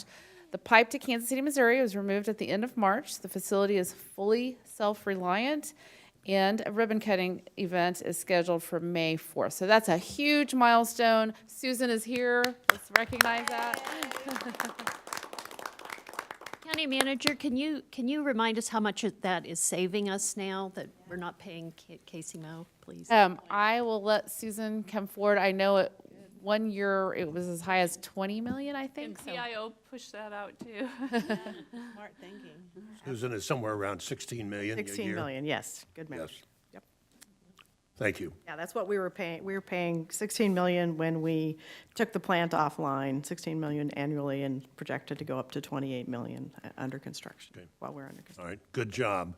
And That is all the team, so we're looking forward to having you come out and celebrate with us on the Very 4th good. of May, because the team just did an amazing job through all of the challenges I know we've discussed many times, so we're looking forward to it. thank you.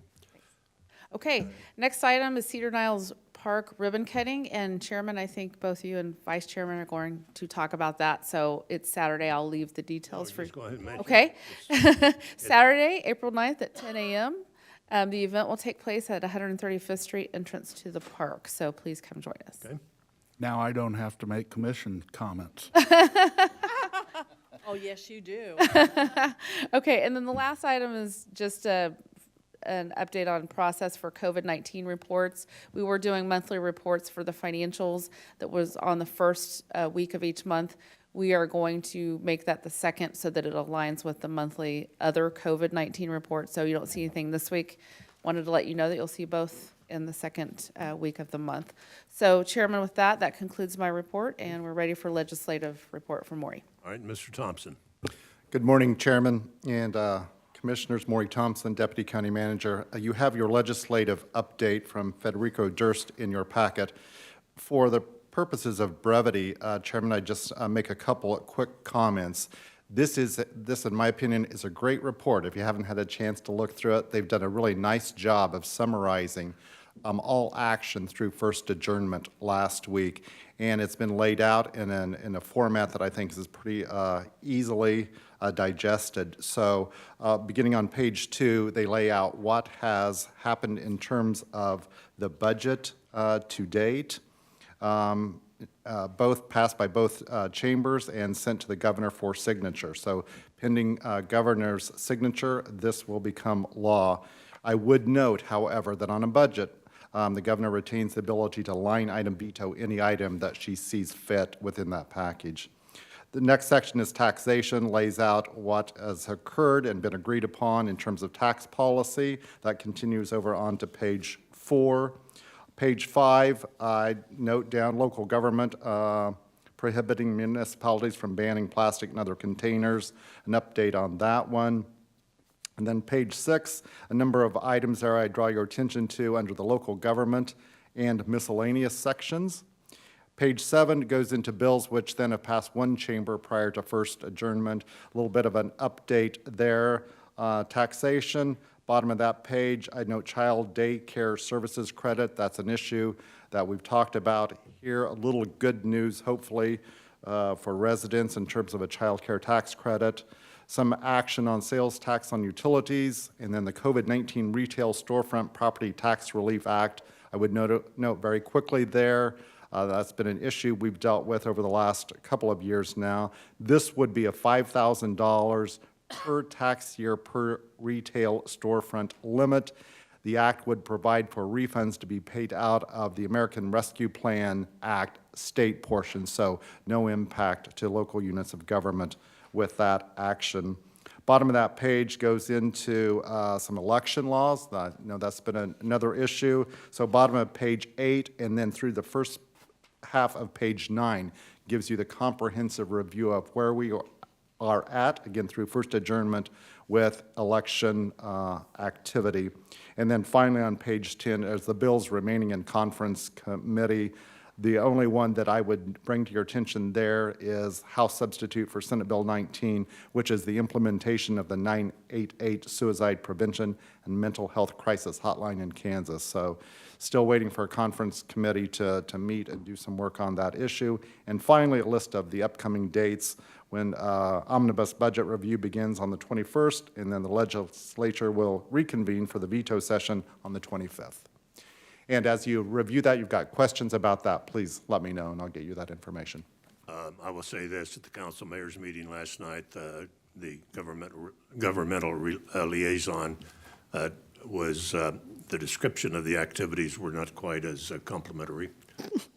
So, anyway, a legislator. Questions? Yes, Ms. Okay, O'Hara. so I read a legislative update from one of our state senators, and they talked about a program to refund property taxes.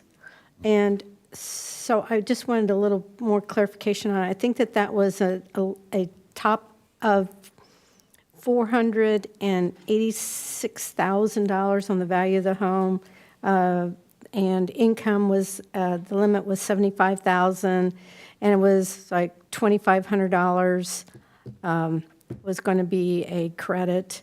So do you have? So if you look on page 4 of the report, homestead property tax refund claims / golden years tax program, that may be what you're referring to. Yeah, I saw that, but that didn't correspond with the numbers that I saw in this other legislative. Yeah, and I'm not familiar with the numbers that you just shared there either. Those Okay, don't sound. I'll send you the Yeah, information. we'll look at And it. we will compare notes. Very good. Okay, thank you. You're welcome. I know at one time there were 3 different approaches in the Senate, so. And again, the report on page 4 shows how they've rolled all of those into the final action, so that's the highlight. Okay, other questions? So the homestead golden is still is state, right? Correct. Okay, all right, thank you very much. Thank you. Are there any other reports? No, sir. All right, so we'll turn to commission comments. Ms. Fast. Yes, on Sunday, Prairie Village had a housing meeting. It was at Meadowbrook. The room was packed. Our museum director talked about the history of redlining in the county and some of the affordable housing challenges in the city of Prairie Village. Then yesterday, Commissioner Hanslick and I, Sheriff Hayden was there, and some of our staff for a homeless housing summit organized by the Good Faith Network on the issue of homelessness. We have 1,000 unhoused children in this county, and really about what's happening in other counties to end homelessness across the nation, having incredible success with the Housing First model, helping families, children find housing and end homelessness and become self-sufficient. So very positive, exciting of new evidence-based work by governments and nonprofits. Ms. Allenbrand. Thank you, Mr. Chair. First of all, I just want to recognize that yesterday was the uncoupling ribbon cutting of the new fire station. And that was a great partnership between the county government, commissioners, and the deputy's office. So I really appreciate that and that working together, and to see that all in place with some consolidation of fire departments, how well that worked. Also, I want to thank the governor for coming out to that event. The other thing I wanted to say is that I think there was a committee that was put together some time ago on when the courthouse came down, and several of those committee members, along with Mr. Waters, they collected some bricks to give to, there was, people that had actually worked in the courthouse. There was all kinds of different stories, but yesterday was the last of the bricks that went out the door. And I want to share with you that there were 2 families that received a brick. They adopted a baby, and that took place in the old courthouse. And they were very grateful, teary-eyed, and I want to thank you. I know that that wasn't easy to have all those bricks, and I just think that that's just another thing that was done. So they really appreciate that, and I wanted you to know that. Thank you. Mr. Ashcraft? Thank you, Mr. Chairman.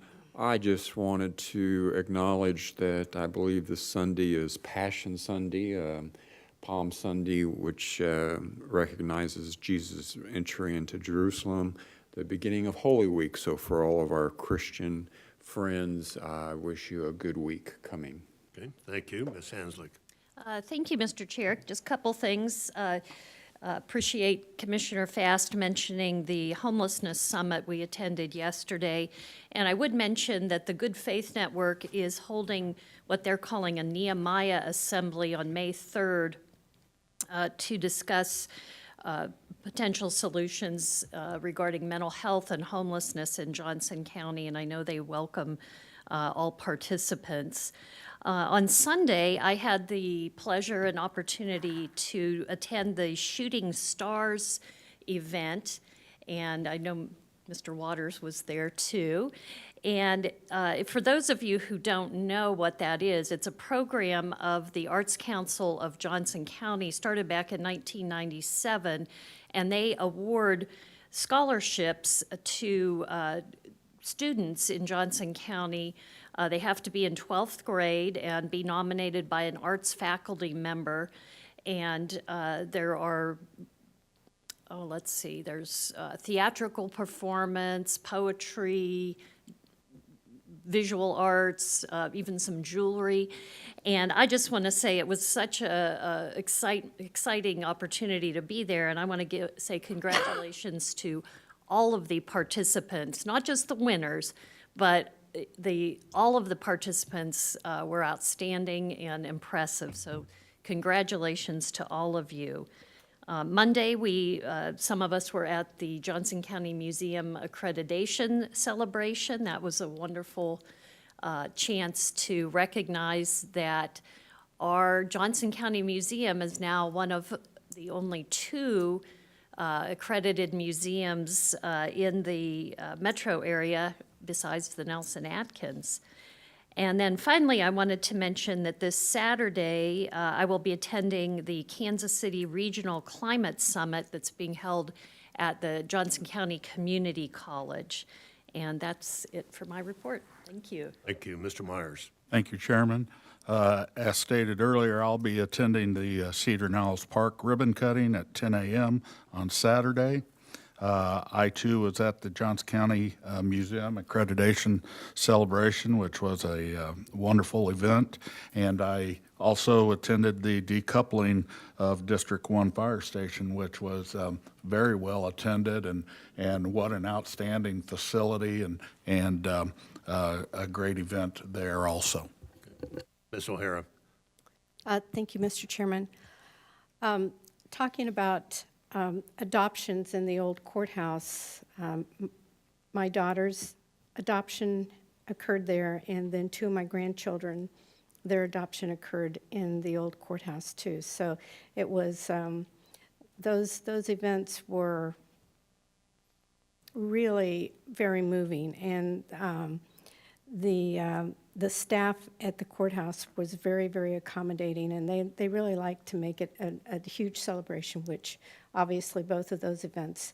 On my grandchildren, they were both adopted the same day, so it was just an amazing experience.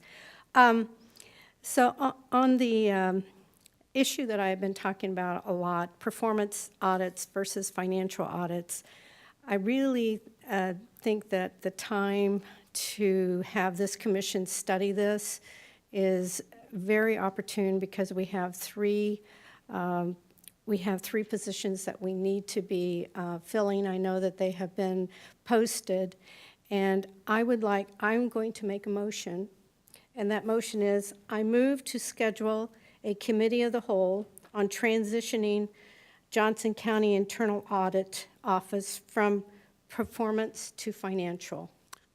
Well, I would make this comment. There is a subcommittee, audit subcommittee meeting coming up in April, and that would be the time to begin that process. So, That is April the 27th, I believe. I believe so. Thank you. All right. There is no second. Thank you very much. I just have, I also attend the museum, the fire station, and will be at Cedar Niles Park. And for those interested, the mayor of Overland Park will deliver State of the City address on the April 12th at 4 p.m., a little different than usual, at the community college. So with that, that concludes our agenda, our action agenda, and we are adjourned. We'll take a short break and come back for agenda review. Thank you. Thank you, Mr. Chair.